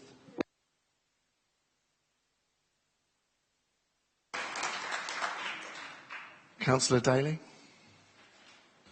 Well, Mr Mayor, I've had the privilege of working with Malcolm now for several years, and I know his worth, as they say. Every time I walk up the high street, I bless him, actually, because I don't see quite so much of the chewing gum that was holding the paving together, not so many of the potholes that there used to be, but some very nice, variegated Chinese granite. But I thank him for that. And he's a man of granite, actually, himself, because he's had a lot to put up with, I know, personally this year. And I hope that everything is going to be well for you and for your wife during this coming year, Malcolm, because it is my sincere personal privilege to second the appointment of Councillor Malcolm Greer to be Mayor-Select for the 2017-18 municipal year, and wish him and her well. Thank you very much. Councillor Mrs Gooch.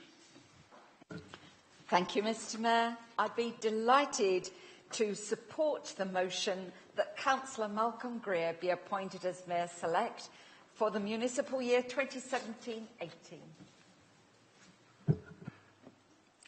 Councillor Powell. I'm going to pass this over to Councillor Barnard. Thank you, Mr Mayor. When I was asked to support this motion, I didn't believe it at first. I thought, Malcolm Greer, Mayor?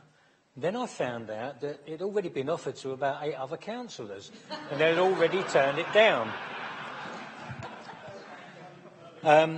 So I thought, oh, well, what the hell? He can't do much harm, can he, really? So it is with the greatest pleasure that I support this motion for Councillor Greer as Mayor for next year. Thank you, Councillor Barnard. Councillor Harper. Yeah, I'd like to also support Malcolm to be our Mayor next year. He survived one very good test, which was coming to the Fant Wildlife Barbecue, at which I do the cooking. And he survived that, so I'm sure he'll be an excellent Mayor for the year ahead. Thank you, Councillor Harper. Are there any other nominations? Is the motion agreed?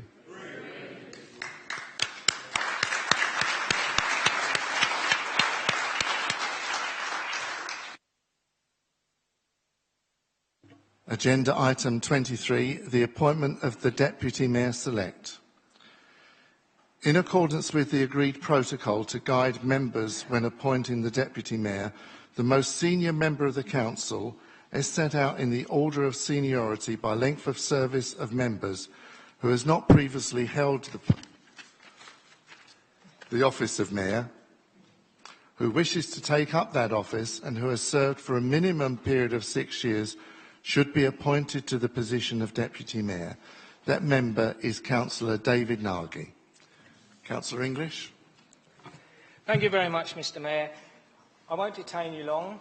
I could speak for a very long time about the virtues of my dear friend and colleague, Councillor Dave Nagy, but all I will do this evening is say that there is no man or woman better suited to take up the role of Deputy Mayor at this time, and I'm sure he will do an excellent job. Therefore, I formally move that Councillor David Nagy be appointed Deputy Mayor-Select for the municipal year 2017-18. Thank you, Councillor English.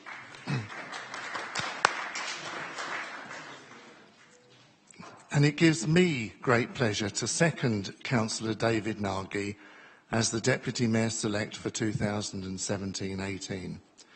Councillor Nagy and I both became councillors on the same day in 2002, and I have often sparred with him including in a table tennis match last year when I believe he let me win. Councillor Nagy has Maidstone flowing through his veins, and I recommend him wholeheartedly to this position as Deputy Mayor Select for 2017-2018.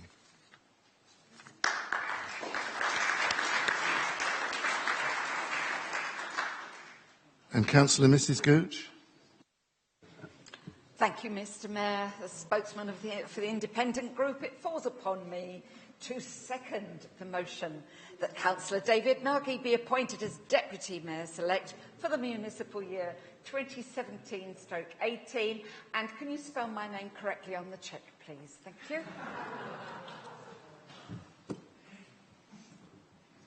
He's got Councillor Newton. Councillor Newton. I won't frighten Councillor Nagy. I've known him since he was 9.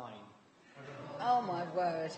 And over the years, he thoroughly supports Maidstones.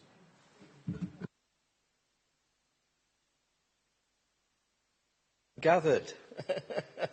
Yeah, I've known Councillor Nagy since he was 9-year-old. We used to live in the same road, in Boxley Road, and his father and my father used to drink in the local pub, and we got to know the whole family of the Nagys. And there can be no better member here at this time than Dave Nagy to be Deputy Mayor for next year. Thank you.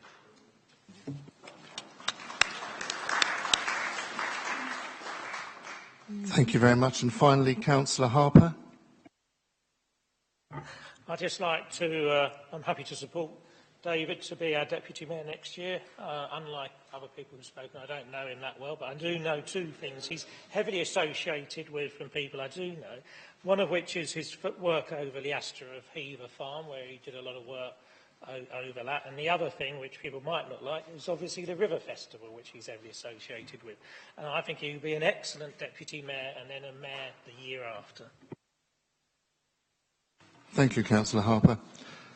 Are there any other nominations? Is the motion agreed? Agreed. I declare the meeting closed. Thank you.